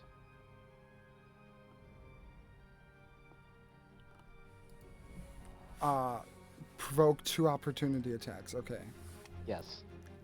Sorry, I got distracted because I just got a notification about that thing that I was mentioning earlier, and it's good news. So I just got super Good. happy. Oh, Good. okay. I like good news. You're telling me? Let's see. D20, and they have a plus 6, so one is 25, and one is 11. Alright, 1 will hit. Okie doke. So that is a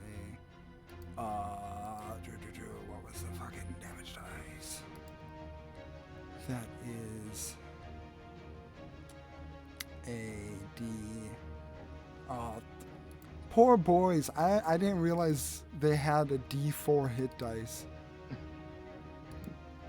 That's another 5. My 10th HP is gone. Oh, that's so good. They're so good. Good boys. Alright, and Leanna's going to finish stepping over to the other side so she has advantage on her attacks. Okie doke. And bonus action first, she's going to fling one of her magical stones. Does that have disadvantage because of range, or is that not affected? I don't believe it's affected because it just...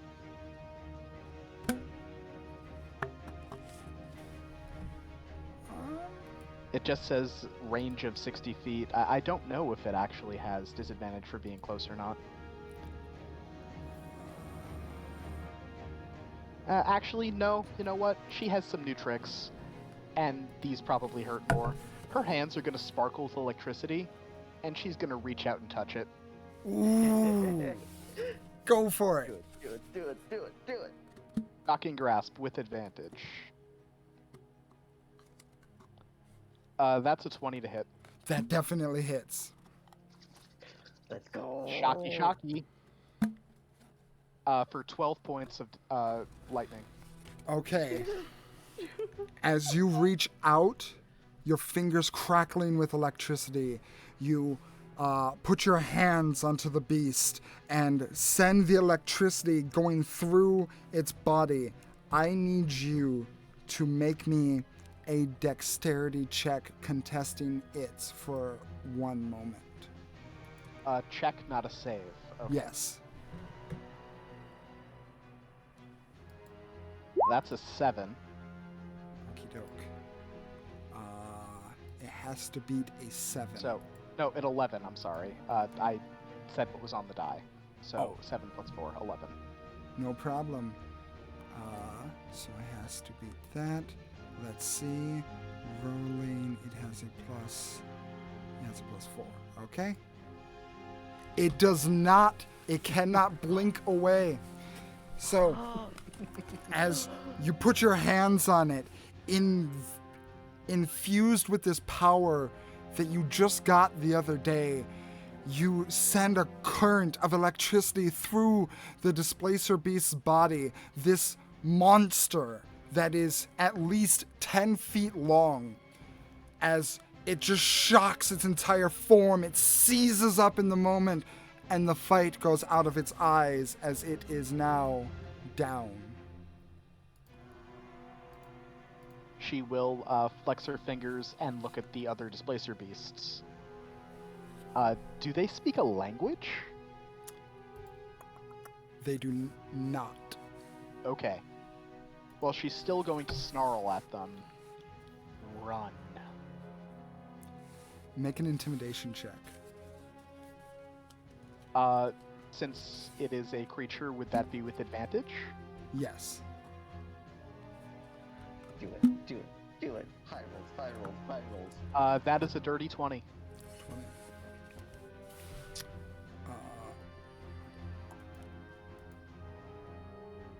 Displacer beast. Okay, they have. Okay, cool. Let's see if this. Jesus.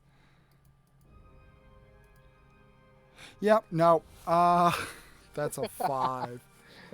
The displacer beast, seeing their pride leader downed and seeing the little bit of crackling energy coming off of your fingers, seeing Estelle's form, this fey form, there's a fear that's stricken in them. And they are, at this moment, not considered combatants because they are going to be leaving initiative. Lyanna lets them go. Okay. Well, with the displacer beasts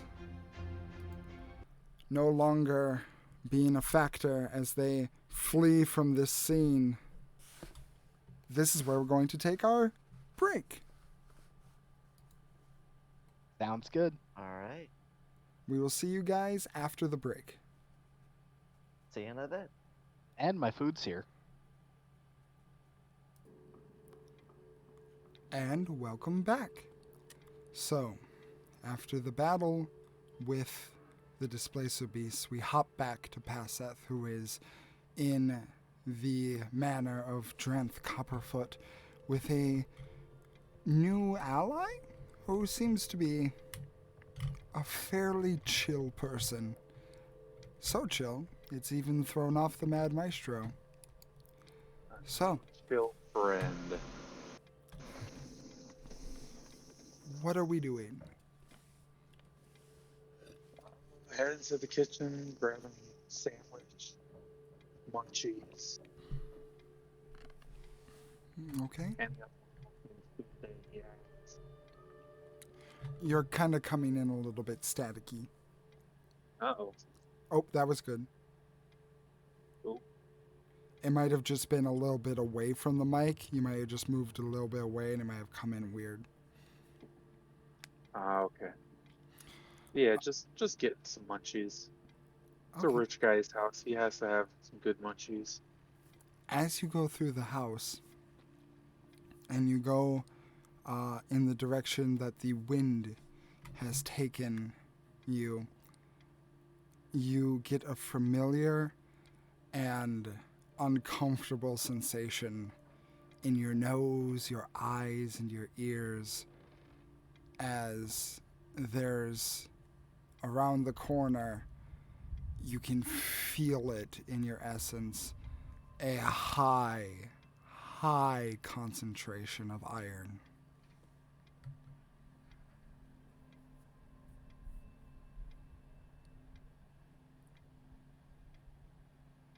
So repeat that. The last little bit. There's a around the corner. You can tell that there's a high concentration of iron. Oh.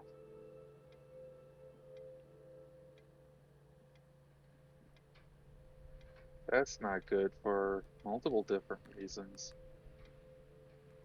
But it is a dwarf's home, so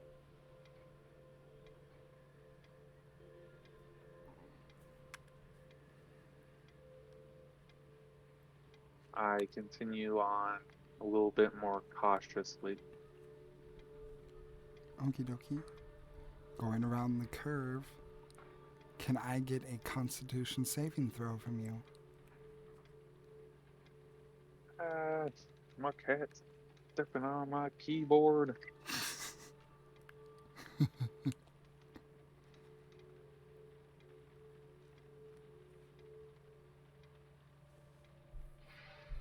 I need to pull it.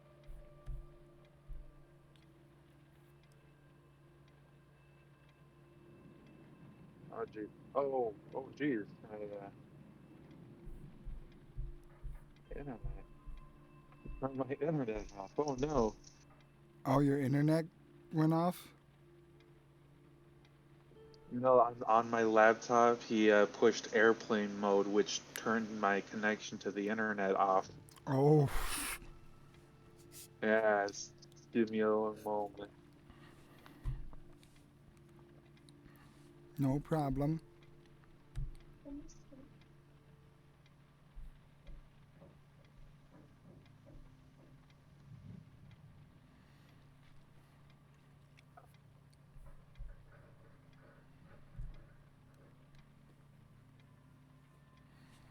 There it goes, loading.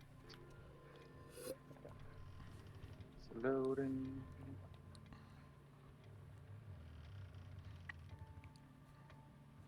The wonders of Or I recording. could just do it on D&D Beyond.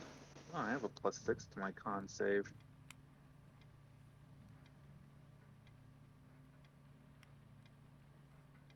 It's a natural 11, so 17.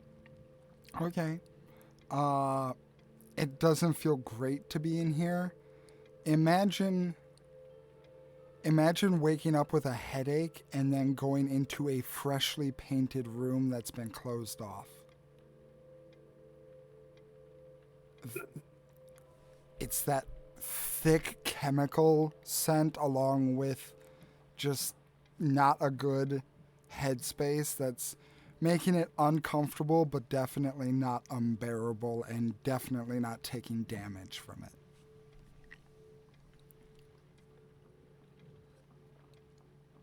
What? Mind if I just ask that you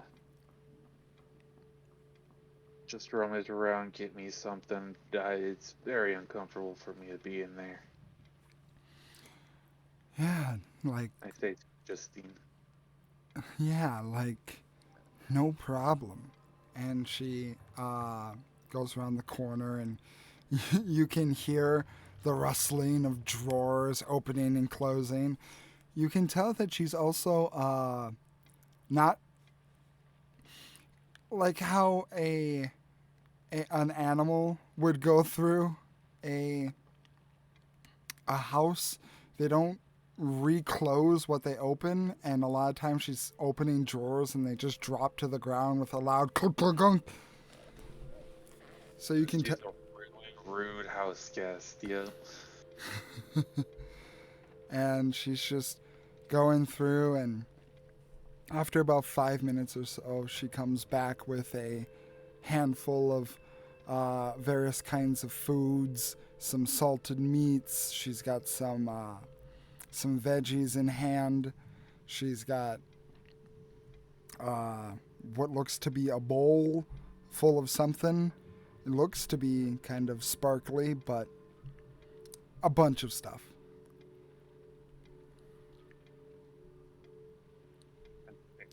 the vegetables that she has.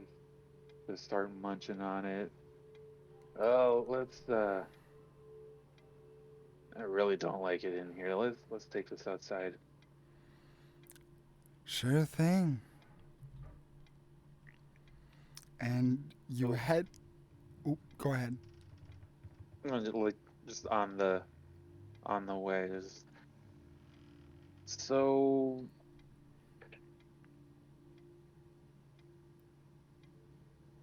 what were you trying to find me for? Like I said, man, I met Malman and he mentioned something about you, and like, I just kind of put two and two together on that one. Figured it'd be like super cool to find you again.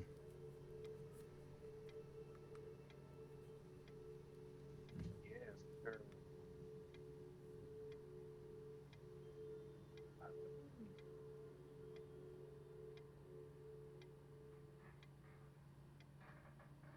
Super cool to see you again. How is the store doing? Um, I think it's doing just fine.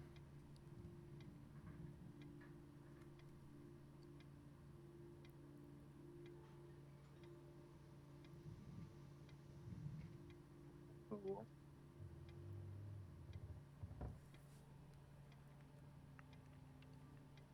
Why you wanted to see me again? Could you repeat that? Any reason why you wanted to see me again? Kinda,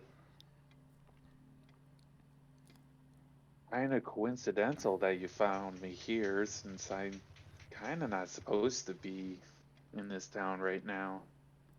Well, like, man, I'm brought where, like, the winds bring me, and the winds must have, like, felt where my heart wanted to go, and I wanted to, you know, meet the man that was so nice to a friend and thought we could, hang out and chill. And at this point, you are coming back up to where the Mad Maestro was left. And he's still there, back to you, the violin kind of held to his side with a strap, and same with his bow.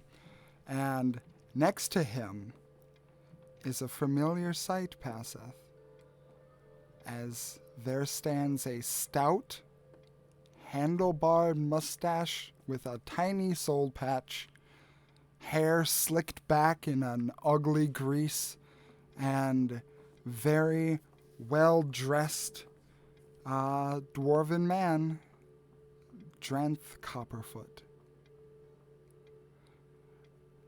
Now, what makes you think that you can just stand there and not do anything? What are you getting paid for?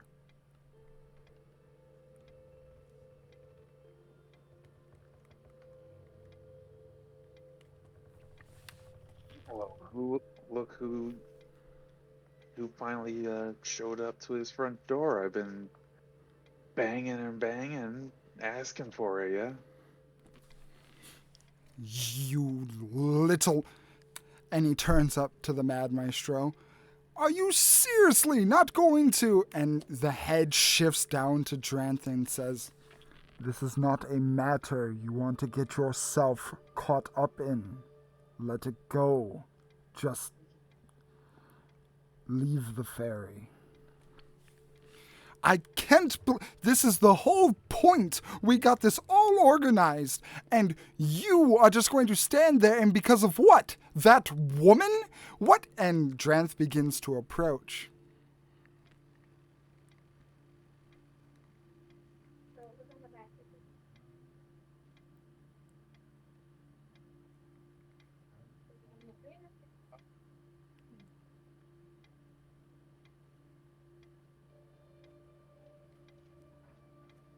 Flutter in between Justine and Dranth.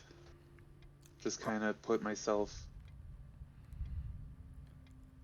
Yeah, you are the only thing in between, and there is currently a fixed box bot now standing up. Oh, good. You're up again. That's great. Um, yeah, no, don't worry. We were just leaving. You're lucky today's not the day. You little nothing. You come in here and you think you own the place? This is my manor, my estate. You can't do what you want here. But I think I can. Because you are less than nothing. You are a pathetic little worm. Why, you insolent! And he's gonna try and punch you. Okay. He has a -1 on the modifier.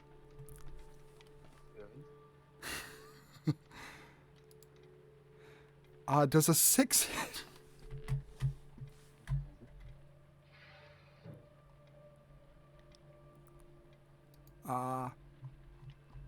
As he goes to punch you, he is so telegraphing his hits, and you're easily able to just flutter out of the way.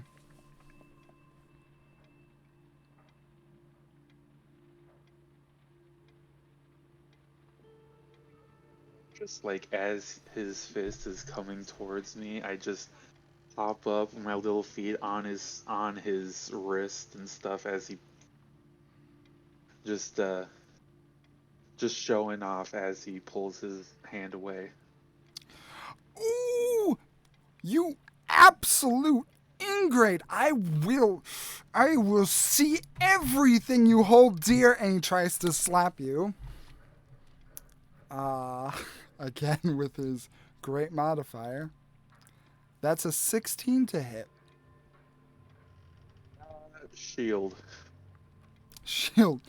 As I will use a spell slot. as he comes down with a slap to try and hit you, he's confident this time, and his hand goes over you, but he doesn't feel it like hit and make a connection with the back of his wrist, and he kind of peeks under, and he sees you with this. Well, you can describe what your shield looks like. Shimmering mist. Since I'm not, it doesn't look how it usually does. It's just a shimmering mist that just coagulates into a solid surface that just stops him mid slap. You are the bane of my existence. Why can't you just go away and die?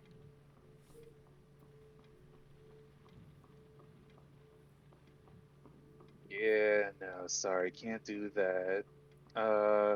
Planning on doing the first part. I am leaving right now. Today is not the day, like I said. You're lucky. I'll come back some other time. And who boy do I have words for you. He kind of pulls back and adjusts his collar and looks down at you and says, I know I'm not gonna roll too great, but can I just throw a intimidation? Because I am visibly angry at him.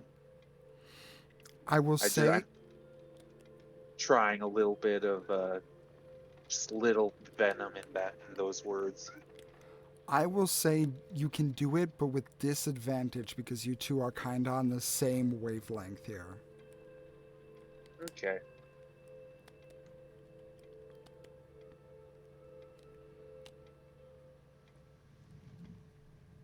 That's a 5. 5. Knew it wasn't going to be great. He The just. other one was 15, and that's pretty good. Oh yeah. He looks down and he sneers at you back and he says, "Well, I guess it'll be soon enough. I'm sure Ashal will be giving me updates whenever I need it." And he turns his head in kind of a cocky, knowing way.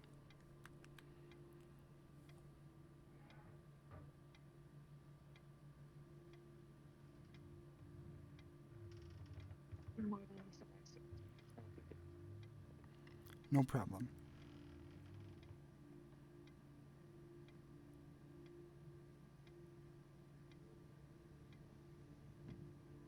And just continue watching him.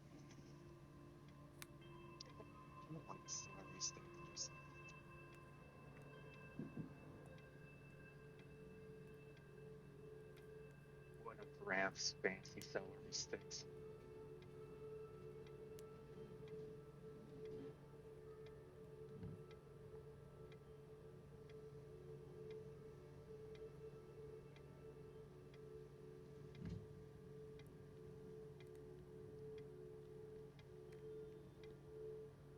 Hello?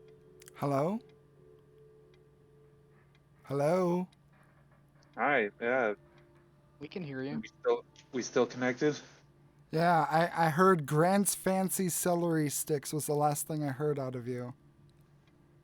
Okay, yeah, we're just heading out. Okie doke. I assume Justine's still with me. Did you hear the last thing I said?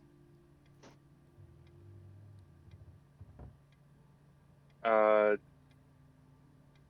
that Drant is walking away. No, said that, you know, well, I'll be Yeah, hearing soon enough.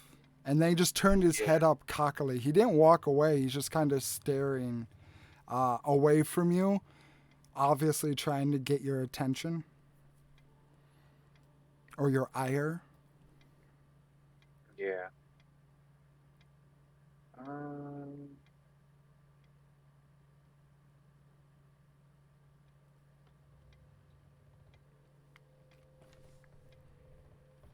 you know what? Can he roll a con save for me? Okie dokie. I believe. Is this a poison effect? No, no, Okay. no. It's large reduce. I'm going to reduce him. Okie dokie. Okie doke. Uh, that's a 13. Oh, that fails. He's small. He just shrinks down. Shrinks down and he kind of turns around and notices now you're the same size category as he is, and he looks up and he's all like, "What the hell is going Little trick that I picked up.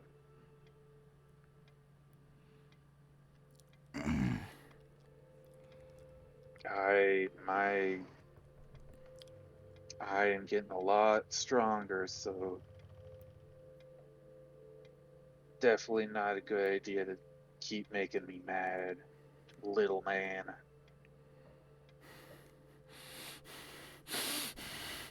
He starts breathing heavily and then looks up at the maestro and says, "If you don't get rid of him in the next 5 seconds, you won't be getting anything out of me. Your master will go without what he needs." And the maestro slowly looks over at you and looks over at Justine and says,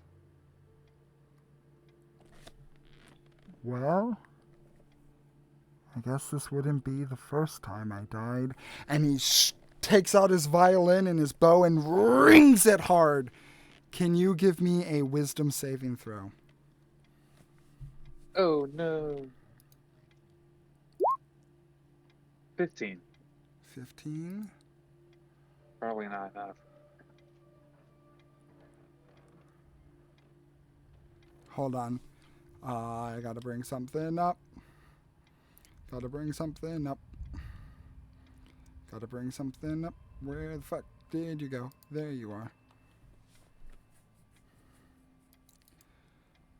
I gotta look up the effects specifically. Angry puppy. Oh, it sounds like it.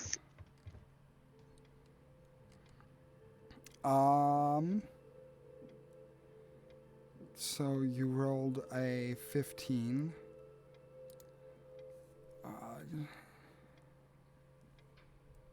Saving throw. Due to being a fae, do you have anything with charmed effects?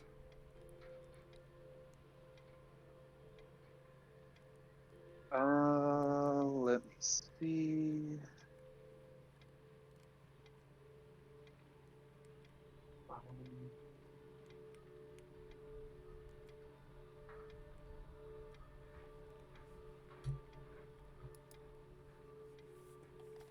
don't think so.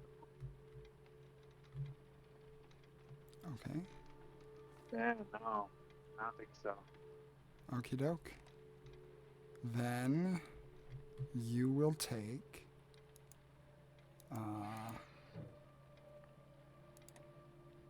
Oh, that's not a charmed thing anyway, so never mind. I'm an idiot. Let's see. What dice is that? That is. Doo-doo-doo. Doo-doo-doo.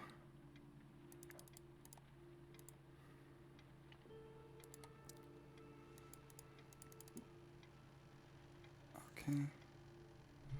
That will be 19 points of psychic damage as he draws the string across his bow, and there's a discordant melody that goes right into your brain, and you feel the need to flee, if not for the presence of something else behind you. You do take the damage, Passeth, but as you begin to flee, as the Dissonant Whispers spell would normally do, there's something that holds you in place.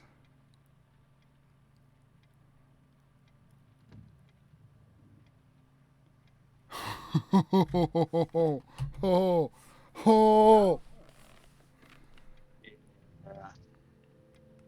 That brought me exactly to 1. Holy shit. Wow. So I'm on the ground. Yeah. And there's a voice that says, "Oh, like, man, that's not how we were going to do this." And Dranth immediately says, "Now you shut up or he'll come after you, and then goes quiet.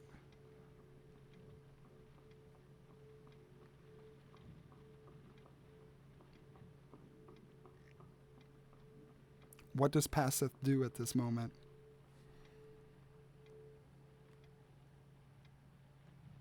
That's the situation.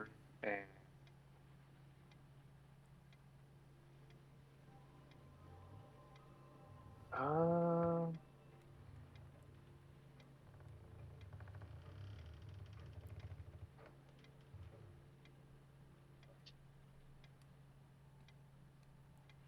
honestly, I just want to.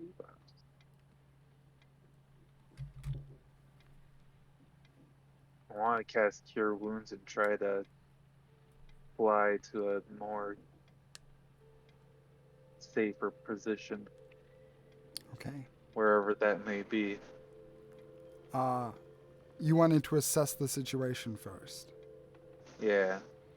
As your eyes are starting to bleed, your ears are bleeding, your nose is bleeding, you take a second to try and assess what's going on, and as you turn around and look, you think that you're in a nightmare, but it's not, because in front of you there's a large, what appears to be wolf-like figure. But I only say wolf because there really isn't an animal that can accurately describe what is in front of you. It has 4 legs, but the legs are jagged, like a zigzag line drawn on a school kid's paper for an art project. It doesn't make sense. Its bone structure is odd, to say the least. It goes up to a body that seems to be constantly moving like a lava lamp, although it's contained within the shape. The flesh moving in inconsistent and unsavory ways. You can almost hear the sound just by looking at it of sloshing. The head has a mouth that extends outwards, but it's beaked like a bird, like an eagle. Its ears come out horizontally and also out vertically in this almost equally hooked-like shape. Its fur, if you can call it fur, is a conglomeration of yellow and brown, although the yellow is a dark, dark, dark one. Its eyes, you can see in the brief moment that you look at this thing, have eyelids that blink not only horizontally but vertically as well. And its eyes are slit like a reptile's. Its teeth are flat like a horse's, but at the same time they have like protrusions of hooks that come outward like tusks, although it's attached to the top row of teeth. The creature has a spindly tail that extends out, but it's mismatched in color with the rest of its abomination body. It almost looks like a flesh appendage, like a human arm, although it's not. It's wiggly like a noodle, but it has a consistency of something. It's hard to make it out. But Passeth, you know all too well, deep inside, as this thing holds Dranth, his neck broken and snapped in its mouth. You thought you could run from me?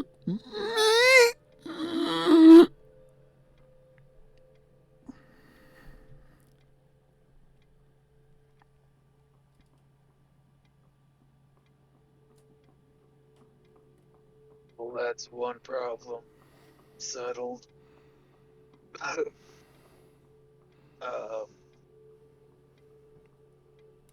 Sin? You know what And as he says this, Justine chimes in. Now, like, there's no reason to be like that, man. Calm down. And Sin looks at her and begins to descend and lay on its stomach, making eye contact.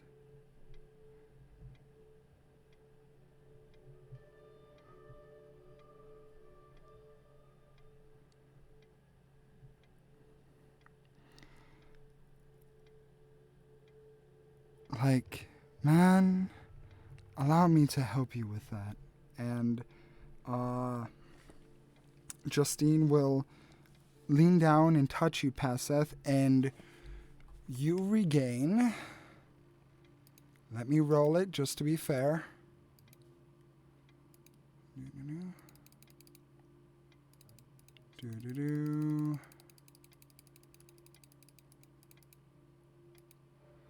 You regain 112 hit points.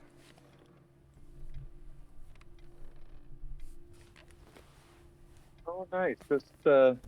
Just barely, just a little bit got me to full. Like, man, this just was supposed to be a nice day, but then things got all discombobbled. Yeah, tell me about it. Um, just a little bit of theory here. Do you also possibly go by the name of Ignia? Like, me, man? No, I don't. That's like a government name. Like, I'm like kind of that and not. Like, an aspect of that. Nah, it's cool, man.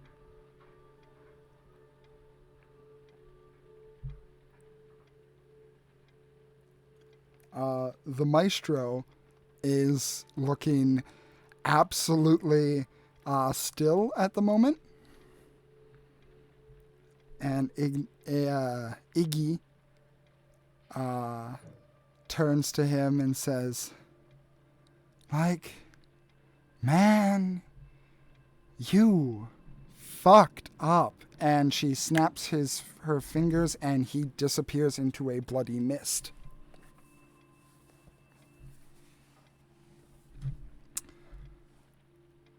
Passeth. Does he leave the mask behind?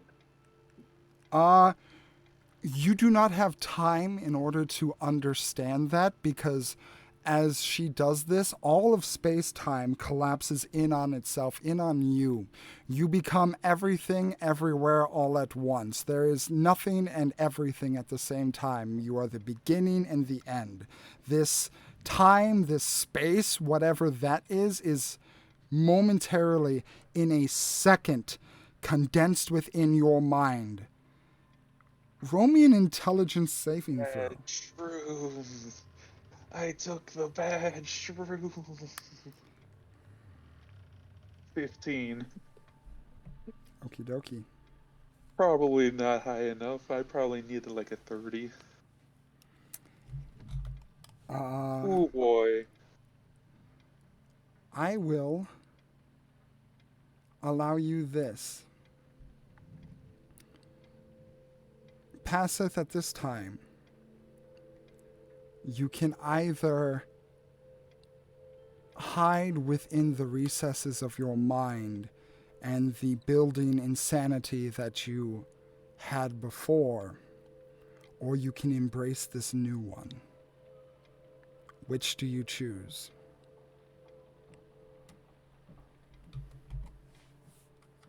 Mm.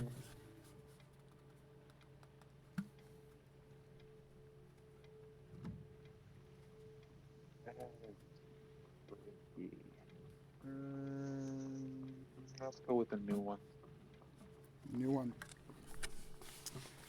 You can mark off your previous insanity stat, and I will send you the new one.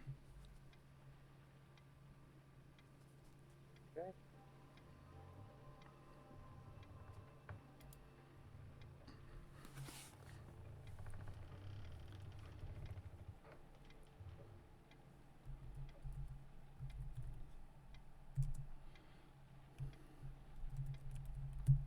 I apologize. I will be typing this, so just give me 1 second. No worries. This is great. Oh, I'm having the time of my life. I've been laughing so much that I'm keeping myself muted so I don't interrupt.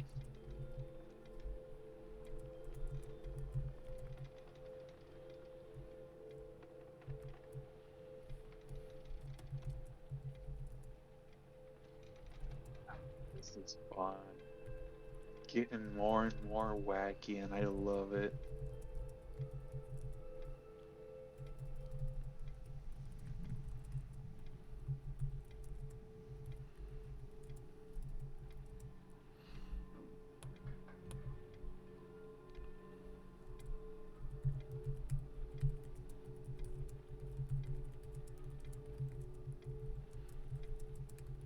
just making friends with all the fairy queens.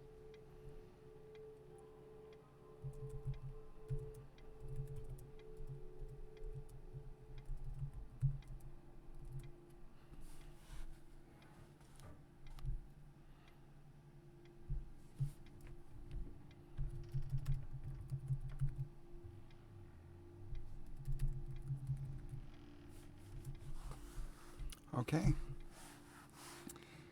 As the momentary collapse of everything that you have ever known begins to expand itself again, you're unsure of the space that you reside. It's black, devoid. It's unsettling. But it's not quite the same as the court that you entered when you found the flower. But Iggy is there, and she is munching on a carrot.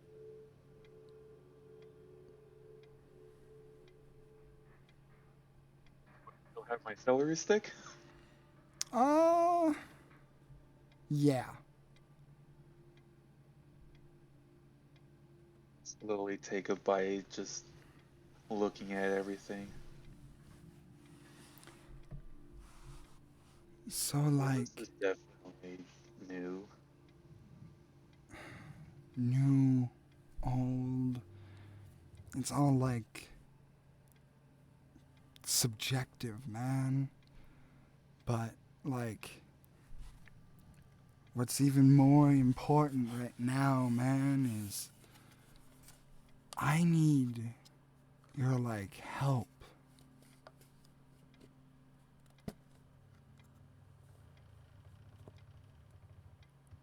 I do like to help. I heard you had a friend. I think her name is Estelle.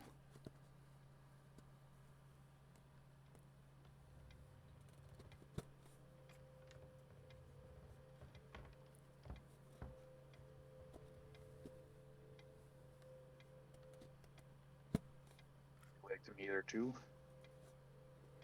Like, man, she's like hitting that right vibe, man. You know,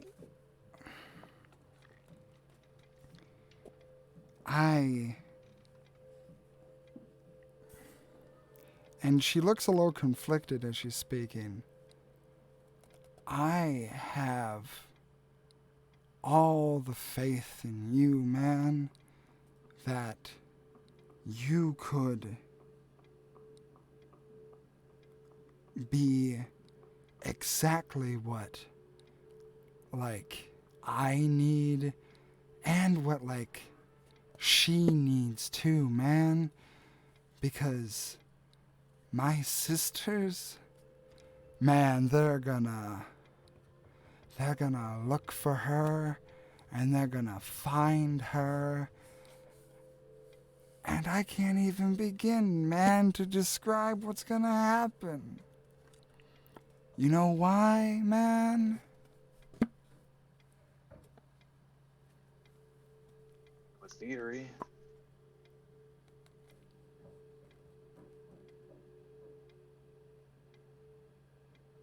Because she's a new queen.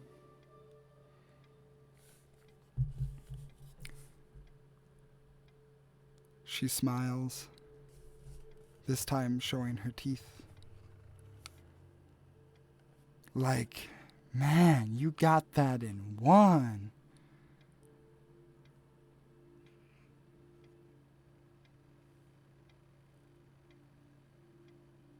You know, Love being right. well, you should. Because you've been right quite a bit. I mean, man, when she decided to take both of her parts and separate them, she created a fey being out of nothing. a pure Fey essence. No. That is how... No problem, man. That is how all of the Fey Queens are born, man. We don't have a before. No progenitors. We created ourselves, man. And she did the same. But now it's scary for her, man. She's gonna be stuck with 5 different queens, either vying for her support or wanting her gone so she doesn't pose a threat to their power, man. But do you know whose court doesn't have any overabundance of nobles? That's right, man, mine. That's true.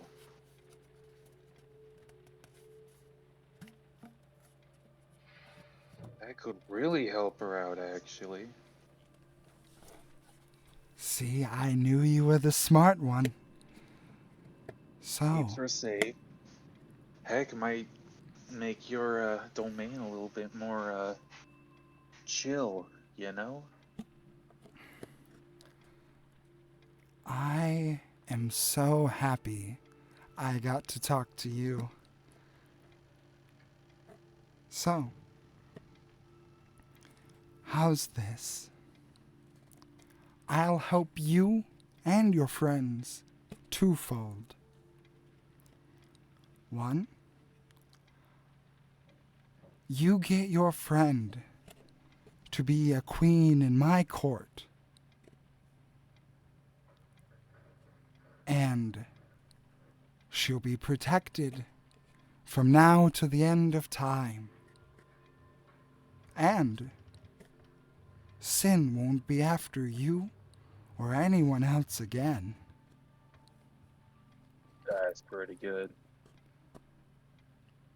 I should say that that was like a subsection of the first one, because I have a personal interest in you, Paseth.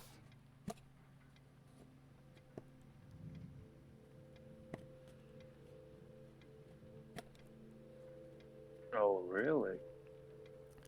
Well, I'm flattered. I love that brain of yours and how you think, how you process, and how you create. So, how about this? With your friend being a new queen of my court, I'll need someone to persuade those that don't believe in what we stand for, man. And I think you're the one for the job.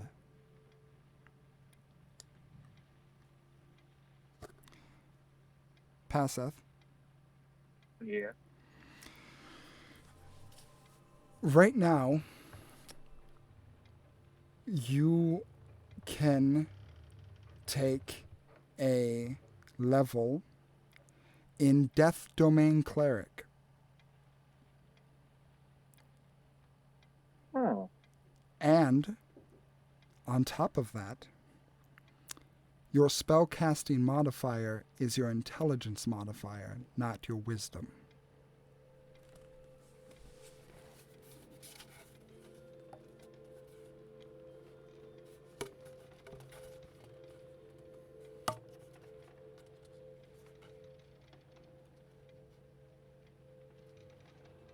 Hmm.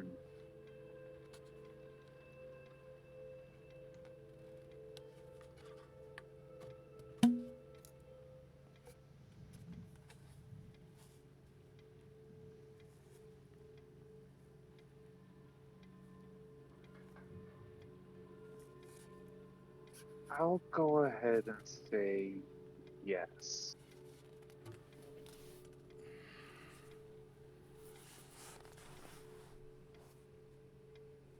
Wow. You are truly something remarkable. And you can add that level immediately if you wish. Sweet. And there will be other things that I will send you in messages after the session. Right.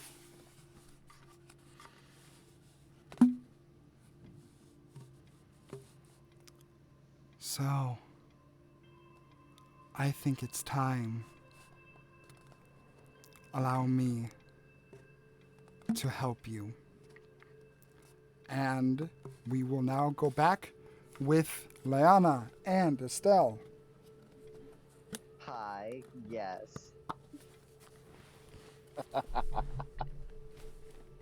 I. The, Oh, o- the only one without Fey attention, but I have giant attention. yeah. So, oh yeah, let me change the music. Do do do. Do do do. Oh, this has been amazing. I love this. I love your games. This is fantastic. Thank you. Like I will go on the record with saying this is the most fun I've had in D&D ever. I appreciate the kind words. Thank you. But the story isn't over for today yet, as we join Estelle and Leanna back over the defeated body of the Pride leader Displacer Beast.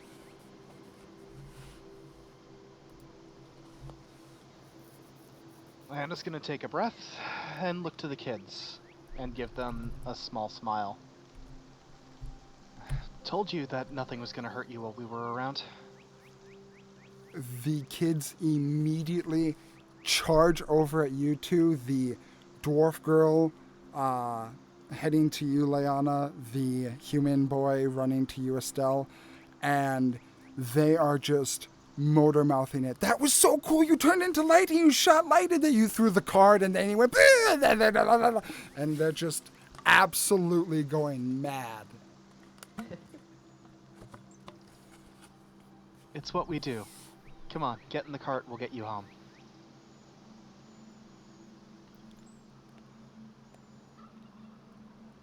There's not a look of trepidation or fear. They're by their heroes, and they have no care in the world.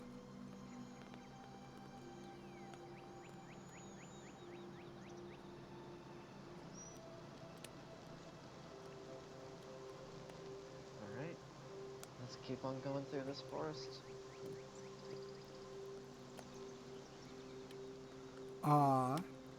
As you guys go through the forest, continuing on to the other side, there's a roll a perception check, both of you again. All right. 14. There's perception. There's perception. 12. Hold on. Nope. Eh.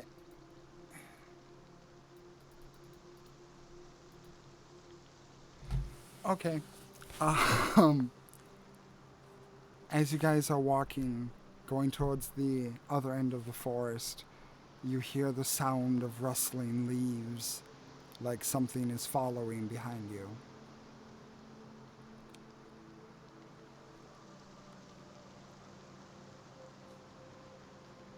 Rustling behind, Leanna's going to turn and take a look.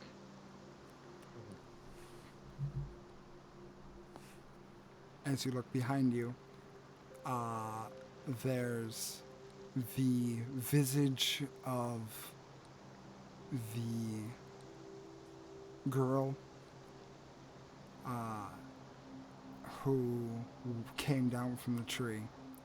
and she quickly hides behind a nearby tree, obviously being spotted.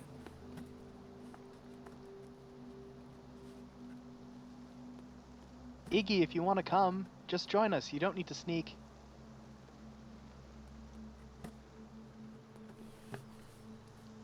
She peers around the tree. You see one eye looking at you.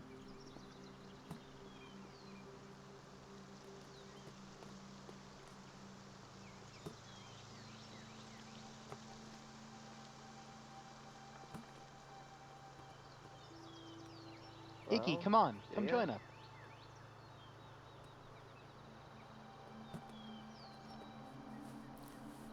She emerges from around the tree, pointing her fingers together, and she kind of quickly makes her way up to you guys.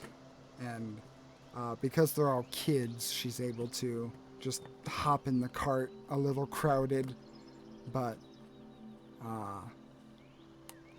she joins without saying much of anything, more of an embarrassed blush on her face.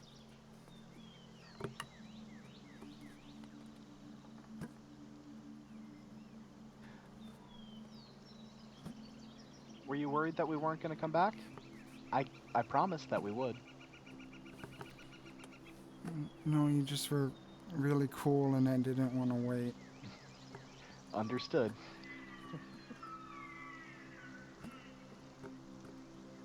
She hides her face behind her knees. It's all right.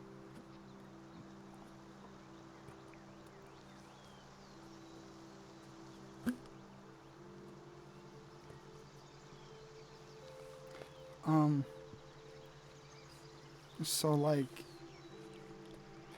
I'm not from their village. So like, where were you guys gonna go after you brought them home? Our current plan is to go to Dark Gulch if nothing's changed.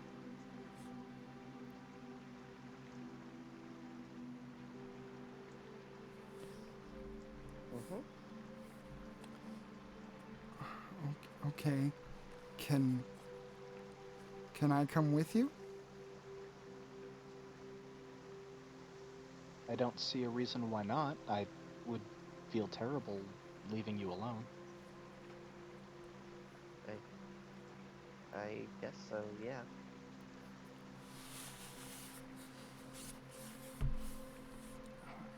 But, do you live in the tree? Do you not have any family I to go back to?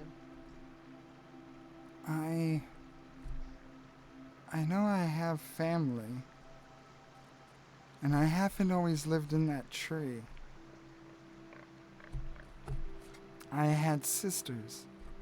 Have sisters.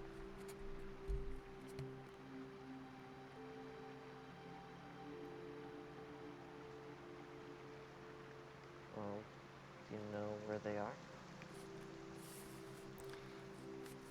They're very far away.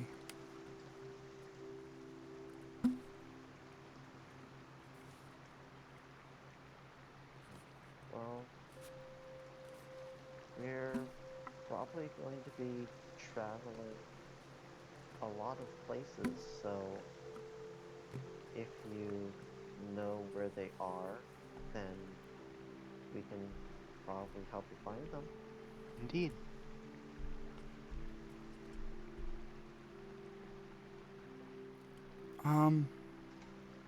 I don't know. My sisters don't really like me. I know how that can be. Siblings. Even if they seem to not like you, deep down they really do care for you. At least that's my experience. Mhm. Yeah, I have well, two sisters and a brother, and one of my sisters and my brother once did something that really, really hurt me and was really upsetting. But even after doing that, I don't hate them. I tried to, but I just couldn't. So whatever reason you think they have for hating you, I'm sure they don't.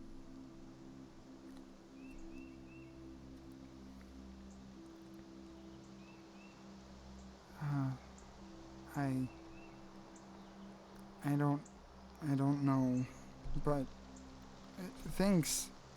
Thank you, Auntie Mona Lay. Leanna smiles and blushes. And then she'll mutter to herself under her breath, so that's how it feels.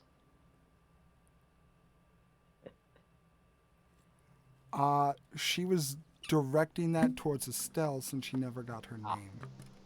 Oh, okay. Never mind then. You just said that she was an aunt. Okay. Oh, well, appreciate that. And you can call me Estelle. And realizing that she was the one addressed when hearing that, it's like, ooh, last names. That's a relatively new concept for her.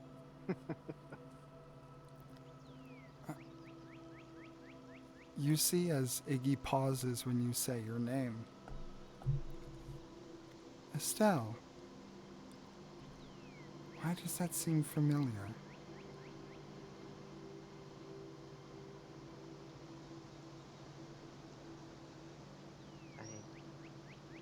I don't know.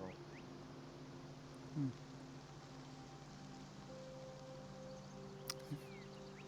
I feel like I've heard that name before. It'll come back to you.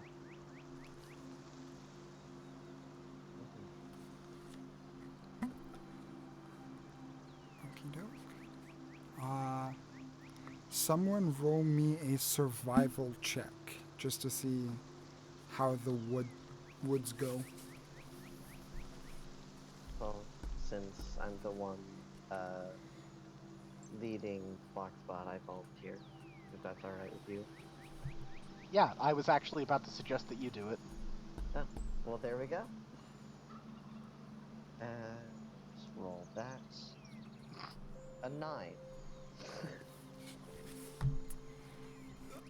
The tales of Iggy are ones that might lack flair but do not indulge in brevity. They, as Iggy begins regaling you about stories of an acorn she once saw that she thought was a buck, you guys, much like a kid on a long road trip, kind of zone out a little bit, and Estelle, some of your more sharper senses are dulled a bit. It takes you guys a couple of hours, probably more along 3 hours, to get out of the actual forest.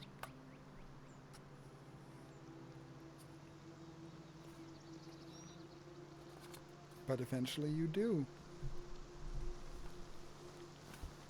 A little bit tired.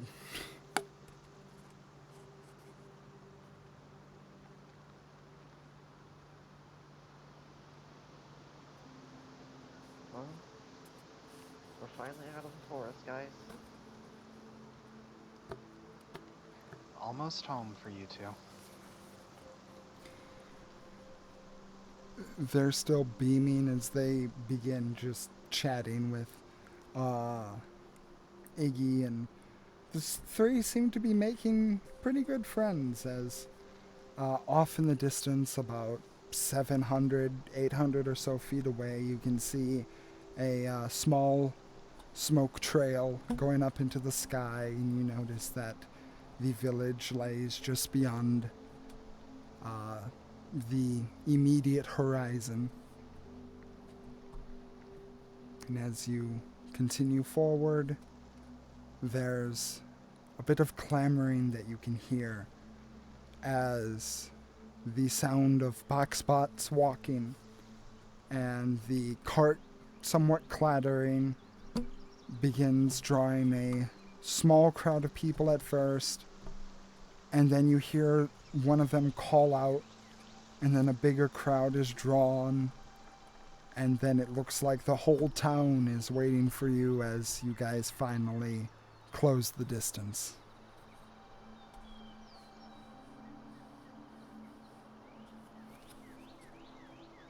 Well, looks like we'll have a large welcoming committee. Yes, we will.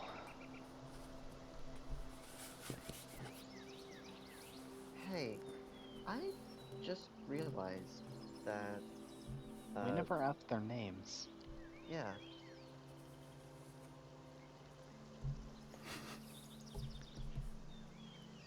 You turn around, the boy's like, "My name is Satan." Now, I did only incite the girl, not the boy.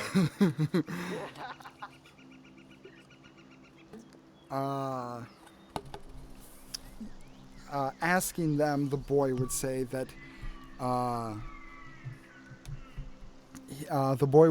his name is Jed, and the girl would say that her name is Seraphim.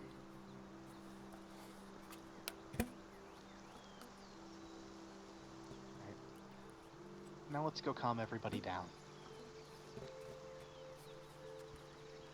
Okay. For the sake of me not having to play 17 different NPCs, the town meets you with cheers as a dwarven woman just runs up and tackles Seraphim out of the cart, just going, "My baby!" And she is absolutely overjoyed as Sarah is just trying to remove herself, looking super embarrassed. Oddly enough, for the human boy, you see an orc man approach as he sternly looks down at the boy, who kinda looks nervous, and he just extends his hand and puts his hand on his head, rubs it a little bit, and gestures for the boy to follow.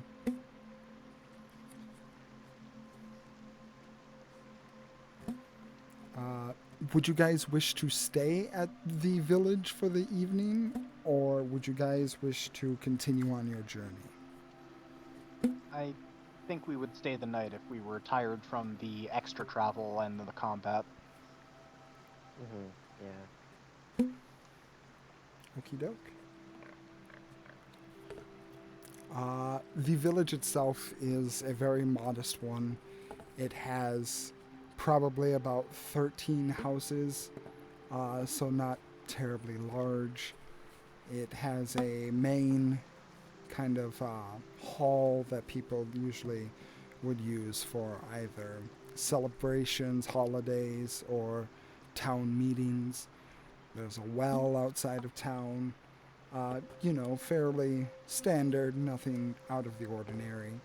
And in your honor, they wish to celebrate the retrieval of the kids safely from the forest. And Leanna will let them know that there are more displacer beasts in the forest, so be careful when going in there. The orcish man would be the one that would take most attention to that, and you see him firmly nod towards you, and he seems to, in the actual mess hall, seems to be heading over to the side wall and checking out a pike that he has resting on the wall.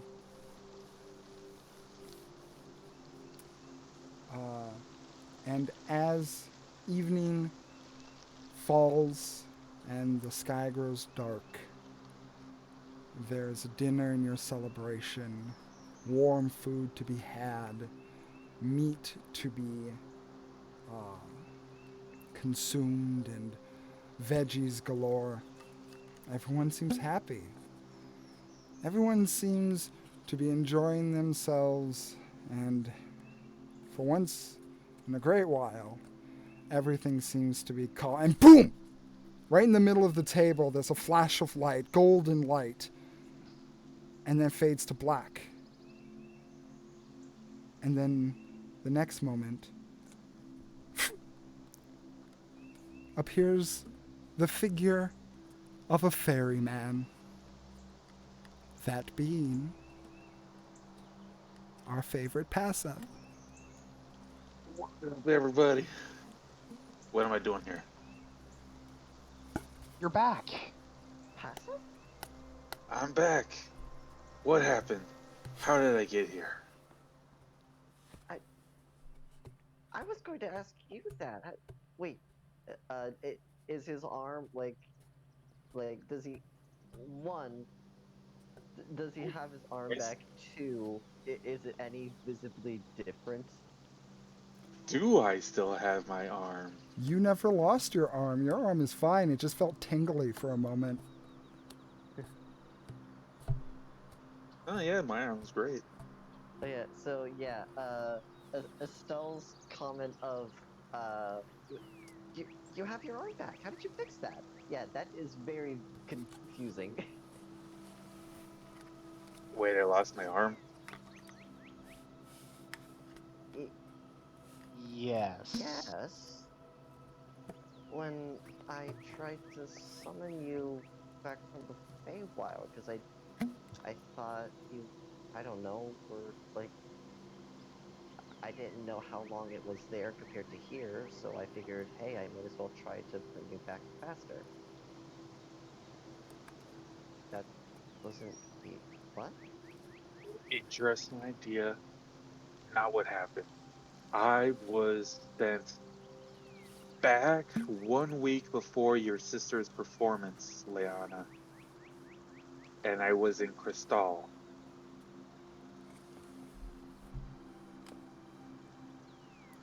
Cool. And now you see why I don't go into fairy portals or go to the Feywild. No, that's very true. That's very smart of you. So, I will never deny that you are smart for that decision. so, wait, what, what happened that brought you? Okay, what happened in the Feywild, and how did you end up there, and how did you end up here from there? Um, I mean, I was about to go through the portal, and something pulled on me. I'm guessing probably a safe assumption that that was you. So it was that pulling and me going through the portal that made it kind of all weird.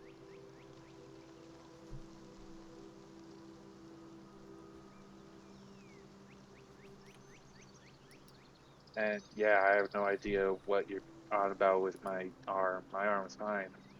But, The but When you I that showed up when Estelle summoned you was missing his arm. Oh, are you able to control Boxbot? right. Spot, come here.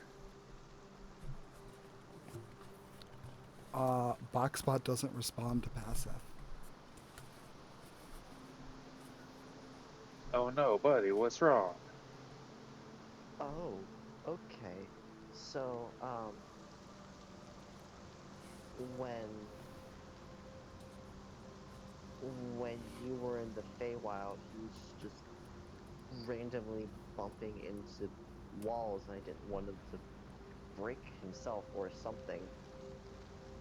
So I tried to make it so that he wouldn't, and he listened. I think I overwrote your commands?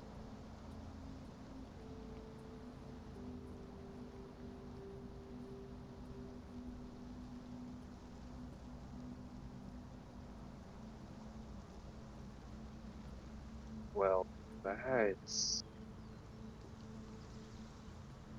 huh. Am I not supposed to be able to do that?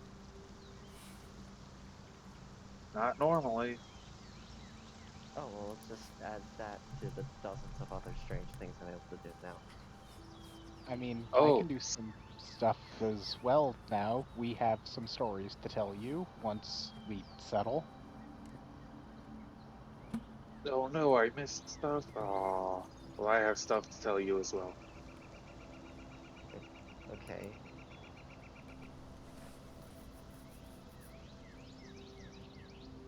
Uh, you know what? My stuff pretty good. So it's good news. So you guys can go first. It just umps the excitement. Go ahead. Well, I met with Bathal, who's a giant, and he promised to help us after I promised to help him, and I can do some stuff now. Raises her hands and lets her hands spark.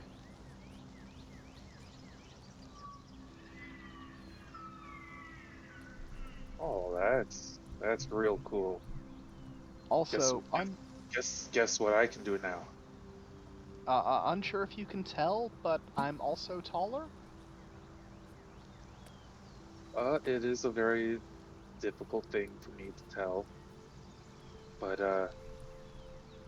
here, and I touch you on your shoulder and I give you guidance. I have guidance now too.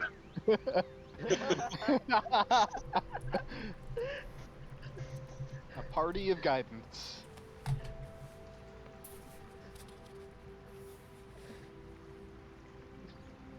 I can also do this, and I make the ground shake with thaumaturgy. Oh no, it's happening again! Oh, don't worry, that's just me.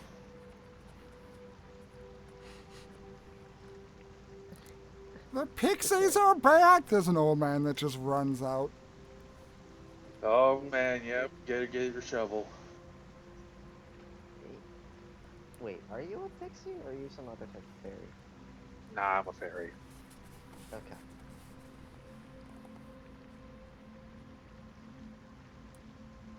Okay, but what else was there for our stories?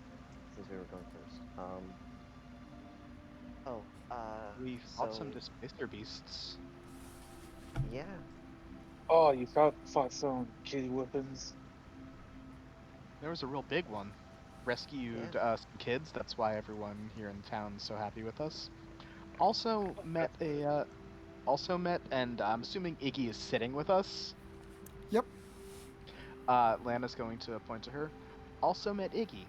She's taken a liking to us, and we're going to be traveling with her. Uh, help her find her siblings.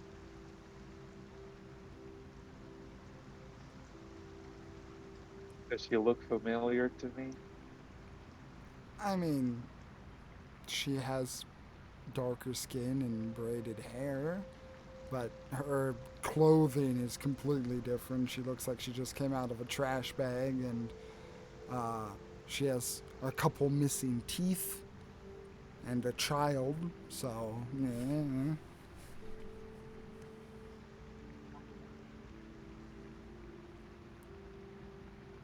Hello, young lady. It's very nice to meet you. Ooh. You guys know a fairy? That's so cool. Yeah, this is our friend Passa.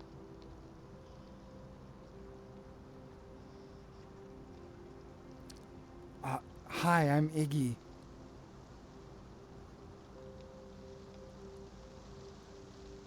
Nice to meet you, Iggy.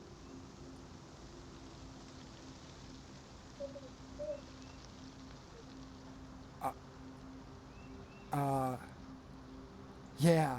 Um, Sorry, I didn't mean to interrupt. Estelle, were you saying something? No, I'm just trying to think what else was happening. Oh yeah. So,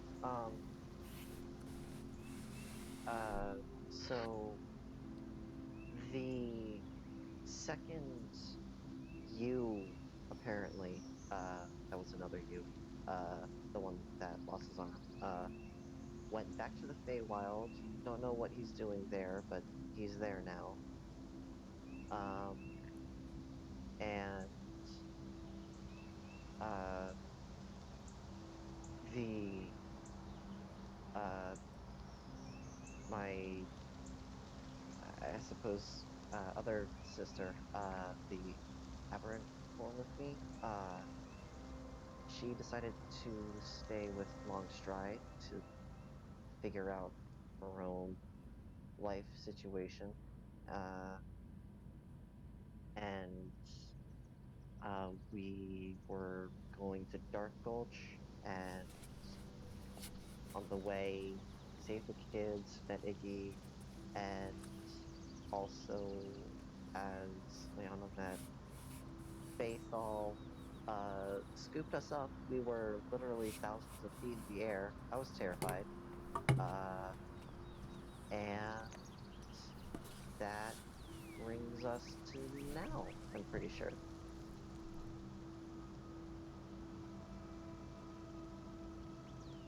So, Huh. what's up with you then? Um. So, couple things. I was right. I guess about everything. That's what I What was is told. everything? Yeah, what Uh, that define you're a everything? fake, Estelle. That you're a fake queen. Everyone just stops and looks at Estelle now. What? Oh, whoops! Was that a little bit too loud? Sorry, everybody. I, Uh, uh, I'm confused. uh, just seeing all of the eyes just just kind of like slides backward in her chair a little bit. It's kind of does her best to make herself less noticeable, but that visible effort is making her more noticeable and just visibly more flushed now. But I'm sorry, what? Yeah. Apparently, I met yet another queen. Oh yeah, right before I went through the portal and that pulling happened, and I guess that whole mix-up happened. I met with the Summer Queen. Oh, oh, She she was lovely. She wanted to meet you. She really wanted me to bring you to her. why? Uh, Politics and very much wanting you on their side or taking you out before you become a problem for them. I why would I be a problem? What? Oh, I hate this. No, And very, so with very us, good. That's a very valid concern. That doesn't make sense. it What appear would you do to them? I don't know. it appears to be a with us or against us type thing, I'd think. And that's why with my other meeting with a different queen, Which queen was this? uh, now don't get too Don't get too uppity, but it was the Unseelie Queen. Everyone just loses their fucking shit. The And entire hall is looking at you like you just grew a second head and started eating babies. and you're not dead. How? Leanna's going to roll Right? insight to make sure that Passeth is Passeth. Sure. Estelle's just too flabbergasted for That's a anything. 17. Hopefully, this is fucking crazy. I mean, do I need to roll persuasion just to convince them I'm me? I would say that just given the fact that you're not lying, and they have, and like Leanna has a fucking great insight score, I would say that it's a lot to take in at the moment, but there's no reason that you would be lying, and you don't appear to be lying.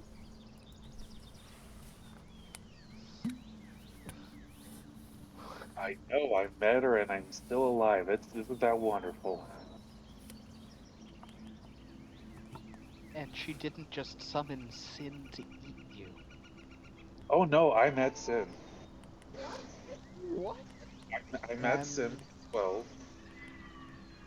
what the hell happened to you? Uh, it was quite a lot all at once.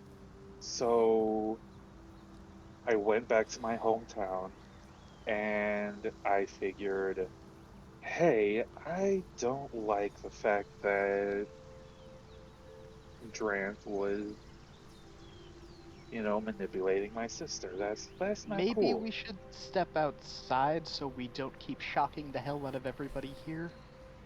Yeah. That's fair. Also, where's my armor?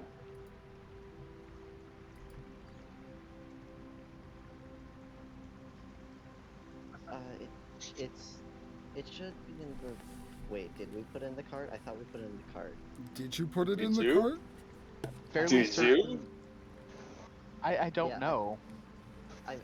I'm fairly certain we did when we were packing things up because the other passive didn't take it, and we would have taken things. I I thought someone said something about it, but I don't know now.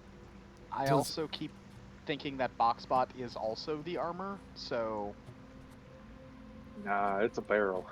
It's separate. did anyone take the barrel with them? It was in pieces. I was working on it before we this whole adventure. Um, it's a very good um, question. that is the best of questions. Did anyone add it to their inventory? I know I definitely didn't. Uh, I tried to summon my harpoon or my makeshift spear, whatever's available to me right now. Does it blink into your hand or does it shoot back to your hand? Usually it shoots back because I like have it on a chain, but when I'm out of my armor, a lot more Fey magic goes on, so it just in a puff of mist comes back.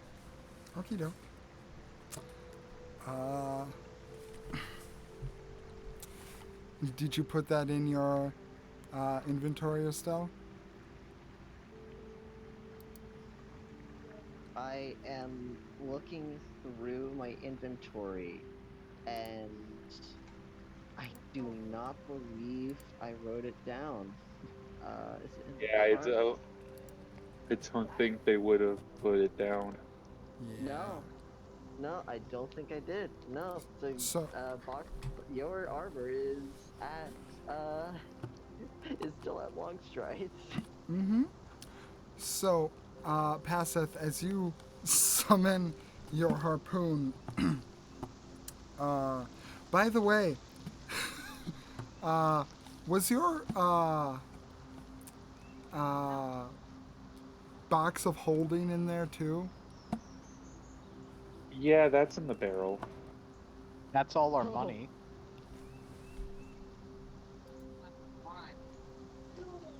You know, you would have thought that I would have that someone would have thought of that, but I thought I would have thought of that, but no.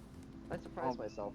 once again, I keep thinking that Boxbot, since you keep getting inside of things, is actually the armor, and I Yeah. get confused by it.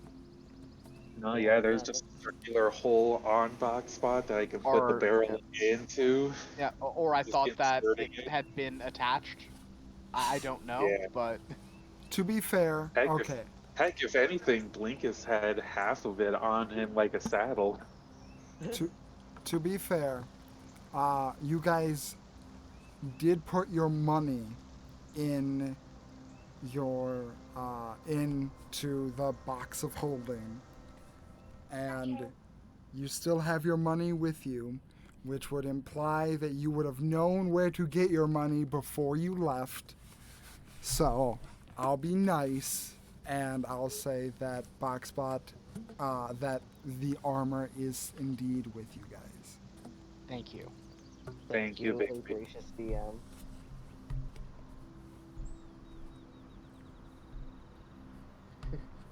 But hey, at least it's something to take a note of for the future. Yes, in case this somehow happens again. Ah, great. I Mm-hmm. can finish putting that together. Um, so anyway, uh, Uh, Sorry to interrupt, we, but maybe we should continue this outside? Yeah, right, we've yeah. terrified everyone by accident enough. Sorry, everyone. Don't worry. Go back to what you're doing. Uh, It's crazy, crazy face stuff going on.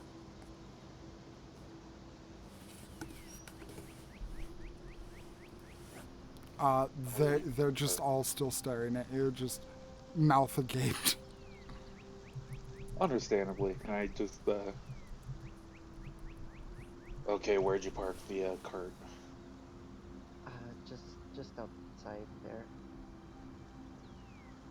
Sweet.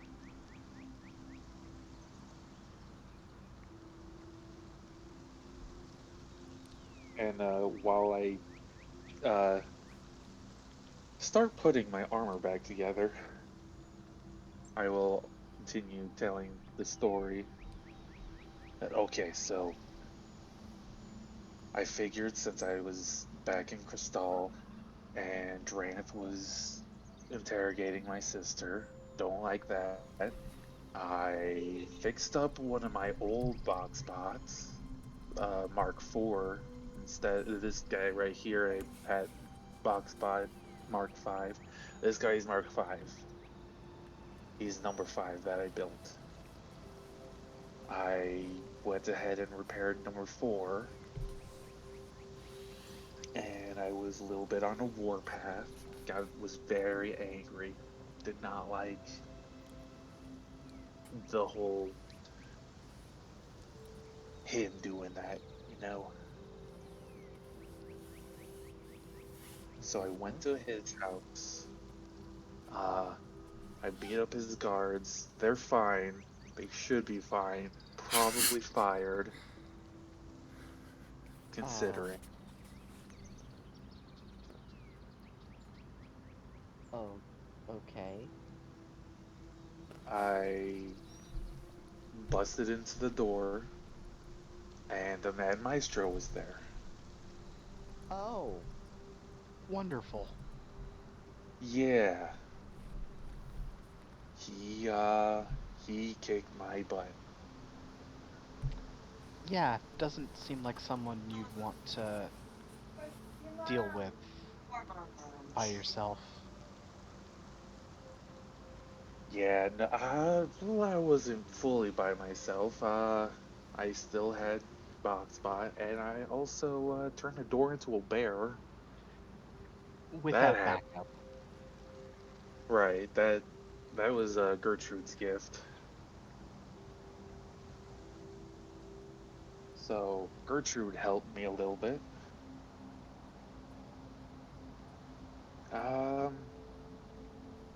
he then did the whole sending me away like he did with Estelle during our fight in the theater. That was Oh, weird. I saw a really cool fish. I I didn't see anything, so I'll take your word for it.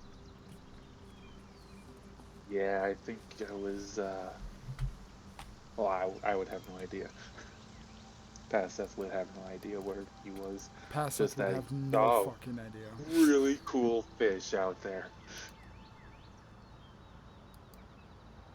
So anyway, when I popped back, I noticed that both Boxspot and the bear were taken down, sadly. Uh, and then we were interrupted by you two know her. It's Justine. It was Justine. Oh, I remember Oh, Justine. yeah. Yeah, yeah. She showed up, and she had a very naturey vibe, like very druidic vibe, Huh. and the Mad Maestro was absolutely terrified of her. L- Ah, Like Wait, literally, I could see him shaking in his boots. He was terrified. are never seen him anything but confident. I know, right? It was are we sure we're hilarious. are we sure we're both thinking of the Man Maestro and we're both thinking of the same Justine? No, yeah, very, very much so. I mean, the Mad Maestro can be multiple people. Yes. Yeah. Justine wasn't in her usual outfit, but it was definitely her face. No, mine like a steel trap. I know. I never forget a face. Huh. So I was very badly hurt, and she had him completely petrified. So it was like, okay. And she wanted to talk to me because she actually knew. Oh my god, my mind completely slipped his Malman. name. Malman. Yes, thank you. Wow, can't believe I forgot that name. You forgot. Passeth didn't. That's the Right, important part. exactly. That's the important distinction, yes. Apparently, she met Melman before we actually met back up with him. Right. So, and Time was, shenanigans. yeah, right. But they knew each other, or they had met, and he was talking kindly about us. And she just had to find me and talk to me because it slowly unraveled. We got some veggies from Drant's kitchen, just snacking. You She really was don't like this very Grant chill. guy. No, no, I don't. He's a very pompous, self grad graduating person, or was, because we were about to leave his house before he showed up, was complaining to the Mad Maestro that like, oh, what do I pay you for? You're supposed to kill him. Ooh, rah, rah, rah, rah, rah, rah. Hey? Your master needs what I supply. You better do what I say. So yeah, Sounds like apparently we'll he need was to go to Crystal very soon. Yeah. not anymore But because Sin showed up there. He and had snapped Drant's neck. So he's no longer in the picture. But do we know if that actually happened?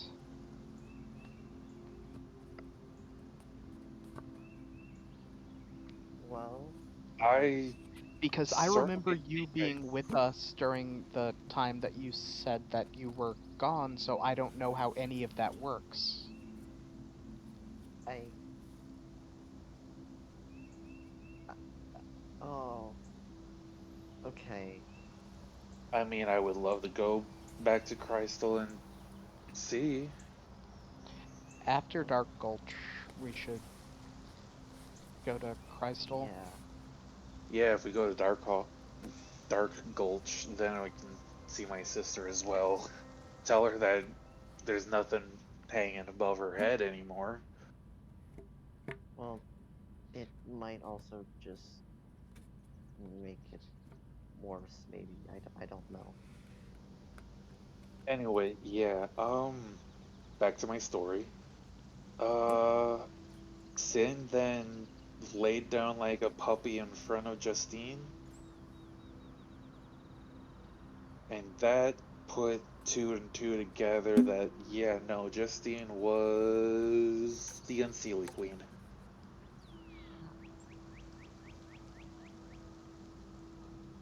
And the Mad Maestro said, "Oh, what is not the first time I died."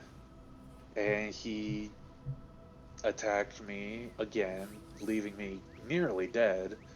And Justine just kind of made him into red mist. Cool. Huh. Oh, okay. That's okay. I did not see if his mask fell to the ground or not, because then everything went like a really bad trip, and I kind of made a little bit of a deal with the Unsealed Queen. Why deals? Why deals? I mean, sounds pretty good. Deal sounded pretty good. Plus, now I can do this, and I shake the earth again. Their pixies are big! Can you please stop doing that right now? Oh, I could do this too, and I make my voice boom super Can loud. we please I could not do scare everybody? this. Please stop. Stop.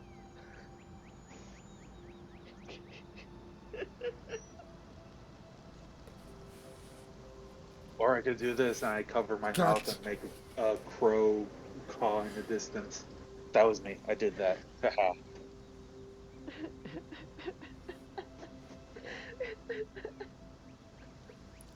I don't know whether Estelle is crying or laughing. Diana is just massaging her forehead with one hand, looking very frustrated. To answer your question, yes. Yes.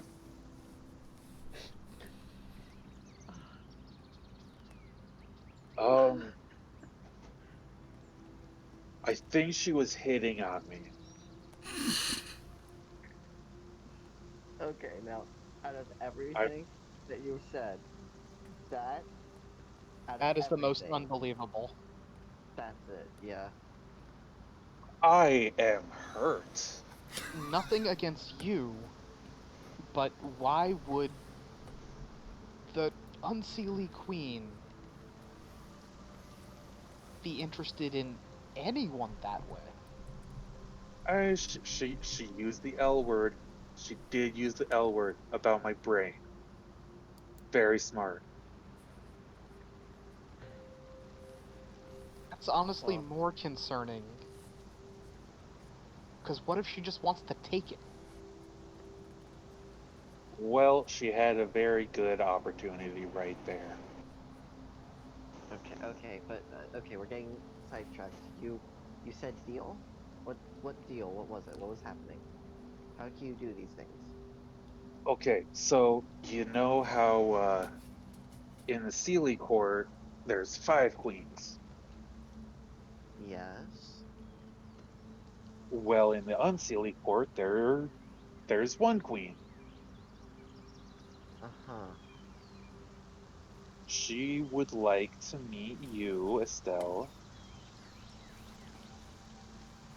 as well as the Summer Queen, but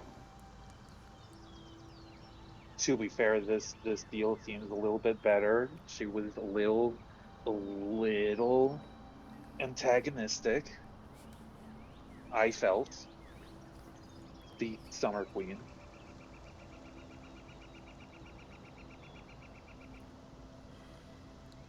But the Unseelie Queen was a lot nicer. I mean, Justine was a lot nicer. She was very chill.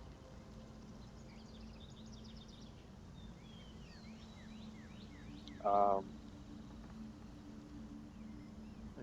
I mean, I don't Okay, know why isn't so the two queen. two Fey Queens want to meet me. Me, Yep, of all people. Magnolia and Ignia. Magnolia and Ignia want to meet you Hmm, Why? Why me? Because if because you're politics. a new queen, they I either guess want to get you on their side or remove you. But Ignia was very kind enough to explain that you separating yourself is what makes new queens. wait, wait. So at this point, Estelle is just pacing back and forth, pinching the bridge of her nose. Okay, so you were right. I am apparently a new fairy queen, Yep, and I became one because I split myself in two, Fae and Aberrant. yep. I don't know if Okay, that combination was for all of the queens, but I guess that's how they were all born. they they birthed themselves, and I in splitting myself, I gave birth to myself and her. Okay, that Yep. raises a new question. If I'm a queen, then what is my counterpart?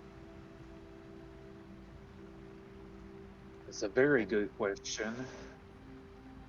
I see that we're and not in Longstride's domain anymore, so kind of hard to ask that. we will ask that later when we have time, which I don't know if we ever will. But We're going to have again, time. Time yeah. is a very Uh, fickle thing. You I pro- just you learned pro- that. you promised her that we'd see her again and you'd speak with her again. Promises are made to be kept, right. Oh yeah, Okay. otherwise then you're a dirty liar. which is exactly Okay. why Bathol wants the resplendent promise, because he was promised.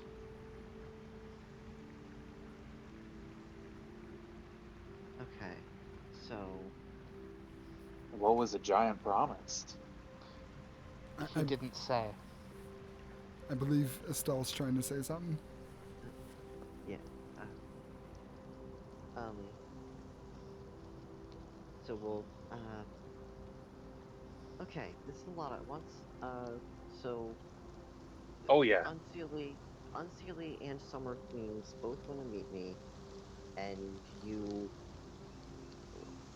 Uh, was there anything else from that deal? You can do things now. Wants to meet me. Maybe make. I don't know what they want with me. probably don't Oh, want to find out what Summer wants to do with me. well, Ignia said that she wanted to. One, it will keep Sin away from us. It'll keep him at bay. Make him a good boy, good pet. Okay, that's good, And at two, least. it will keep you safe from the other sisters. I guess technically they're your sisters now too, I guess. So the fairy queens are now technically my aunts. I am. Funny that, huh? I Okay. suppose through some crisscrossing and familiar weaving, that can be said. Yeah. Yeah. Huh. This is so weird. This is so weird. All of You're this just finding just family all over the place, huh? Yeah.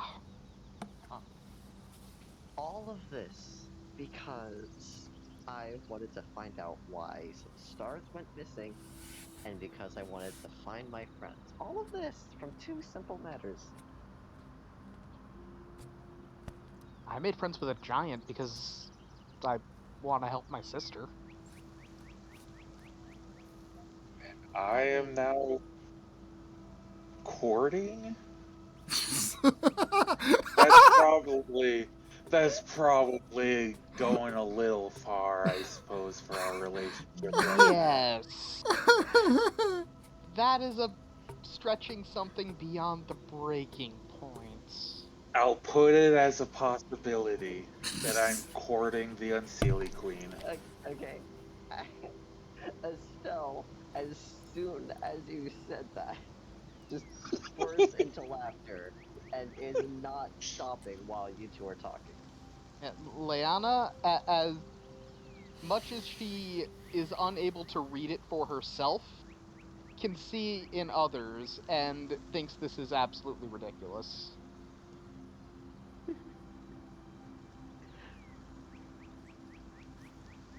Oh. Oh, okay.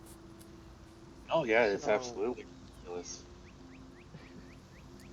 Things okay. just went from 10 to 100 real fast for us.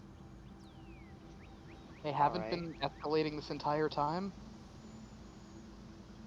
No, yeah, my So, my whole goal was like I wanted to find a new kind of power source. But now that's just like set at 1, then it jumped to 10, and now it's just up to 100. It's crazy for me. I have no idea what's going on, and frankly, it's exciting. I like knowing what's going on. Knowing what your routine looks like is really helpful. Oh, I bet. And while I'm talking, I'm also working fixing up my armor. Understood. You were saying So, something, Estelle? okay. Um, with all of these revelations, um, so what? We're staying here for the night. That's decided. So, They'll let us after all the fairy if revelations. if we're still allowed, yeah. Um, but uh, we're not traveling too far for the night. But after that, are we still like there's still Dark Gulch that we're going to. But what do we do after that? I apparently since I can go to the Feywild whenever I want, do we just do that? Like I continue my refusal to go to the Feywild. Oh no, I wasn't planning on dragging you with me. But like, do I do that, or or do we just ignore it for as long as possible, or That one. just? I vote that one. But I feel like that is really the best idea, considering we're dealing with multiple fairy queens. If you're one, they'll have to She did. understand. You're as important as them, apparently. She did promise to protect you, and you know the Seelie and Unseelie can't really. They don't like to intermingle because then it just become a bloodbath and everybody's dead. I would very much not like that to happen. Yes, I like being alive.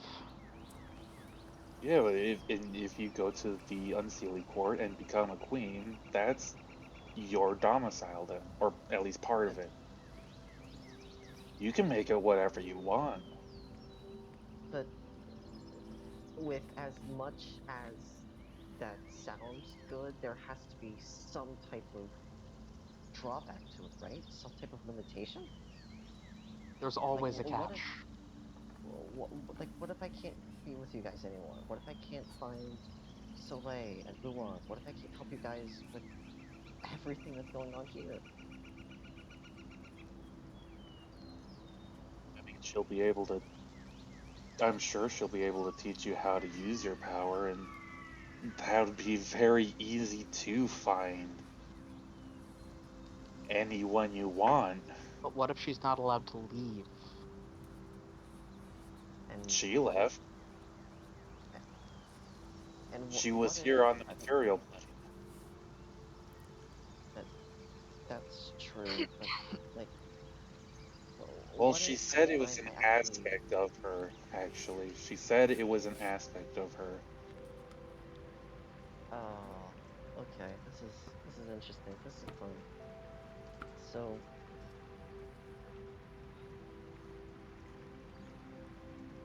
oh man. All right, they're gonna keep this in the back burner for now, but we do need I need to deal with that one day. But as I a hate the reminder that anyone you meet could be an aspect of one of the fake queens. Oh, you take your didn't need to time. say that. You did not need to say that. Okay. So, time for the time being, let's get some rest for tonight. Make our way to Dark Gulch. See if we can find your sister, see if we can convince her to stop doing whatever it is she signed up for, and then after Dark Gulch, figure out where we're going next, and after that, who knows, maybe then I'll do that. Maybe we'll just keep going on. Maybe we'll just pretend none of this has ever happened, which I doubt is a good idea, but Oh, we it's a can terrible try. idea. Pretty sure the queens will be very upset. Yeah. But if we can solve one problem, that's going to make one queen happy. Material queen. Here. Actually, that is a very good question. You said to two queens that you would bring me to them. What's gonna happen when the other finds out who helped the other? Um, again, the whole thing about I think she was hitting on me. I think she wants to protect me as well. I mean, who knows? Just spitballing. I might be a fake king now. Eventually. Calm it down there. You, You're you, death you know, domain, not love domain. Pull it back, Casanova.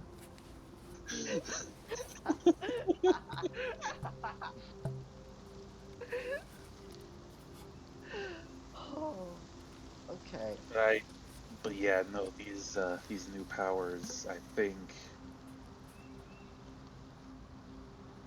that means that I'm in her influence,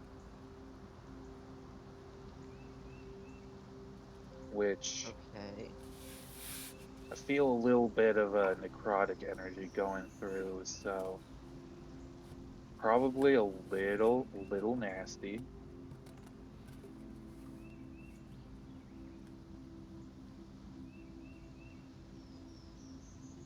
It's not good stuff, like morally. But hey, I solved the whole sorry. Sounds like he's dealing with his dog. Mhm.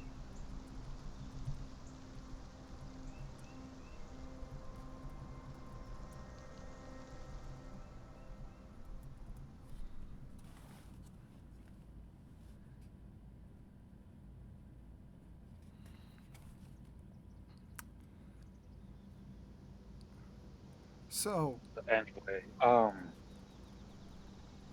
where was I?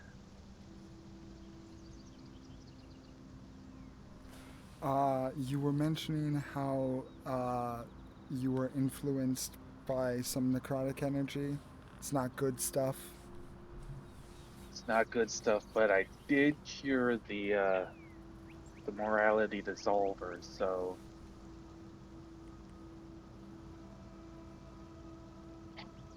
kind of a battle, I suppose.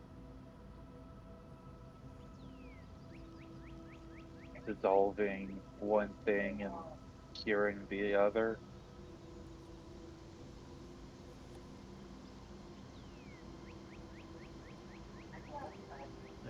Okay, that's good. That's good.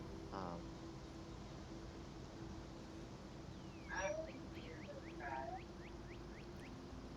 so, phew, I think it'd be good to shelve this discussion for now. Let's let's finish our meals. We can think about what we're doing, and let's see if anything will actually follow through. Because that's a lot. I don't know what I'm saying anymore. Like, Yeah, oh that boy. was a ton of information. So, to make it easier for everyone, after a little bit of this has gotten out and we've kind of understood what each other has gone through, are we going to bunk down for the night and try and get some rest? Yes. Mm-hmm. Definitely need some actual food, not just like half a celery stick. So, you guys head back in. The uh, the people are trying to avert their gaze, but it's pretty obvious that they're still really focused on uh, royalty, apparently from another dimension. They still treat you respectfully, and they still, um, give you the food, and you're able to eat, uh, and you're able to get rest in fairly modest yet comfortable conditions. And if you choose, sleep will find each one of you in a safe place. Yes.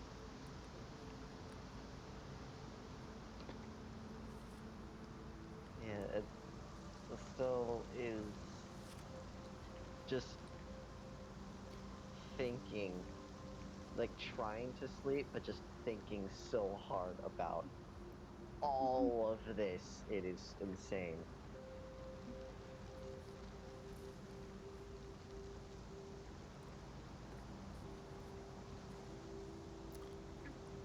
And Passeth, are you just going to get some sleep? Uh, he's going to try.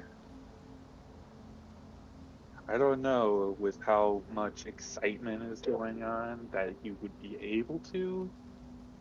His mind's probably going a mile a minute, and he's definitely trying. Okay.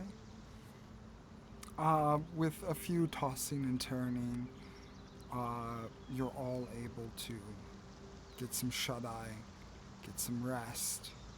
For those of you that took a little bit of damage during the fight, you're able to heal that up.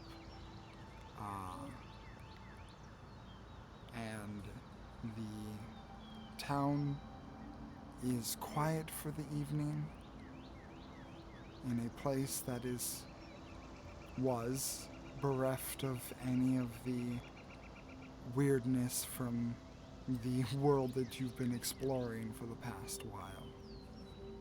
But again, sleep does find you. Alright, Rest. so long rest button. Yes. Rest takes you. And in this moment, we will end the session. I hate it. Every week, I hate it. Stop ending. Okay, we'll just go until 1 o'clock in the morning. You know, I'd be fine with that. Can we? I think the sheer file size on my OBS would be enough to just take out my Oh, computer. it'll be massive. I have accidentally a couple times I left my work PC on over the weekend. I left it recording all weekend. The file size gets really big. Yeah. But that is all for this week of Tiān 2. Thank you so very much for tuning in, and we hope to see you next week. See you then, everybody. Bye bye. Whatever bullshit we're about to pull next.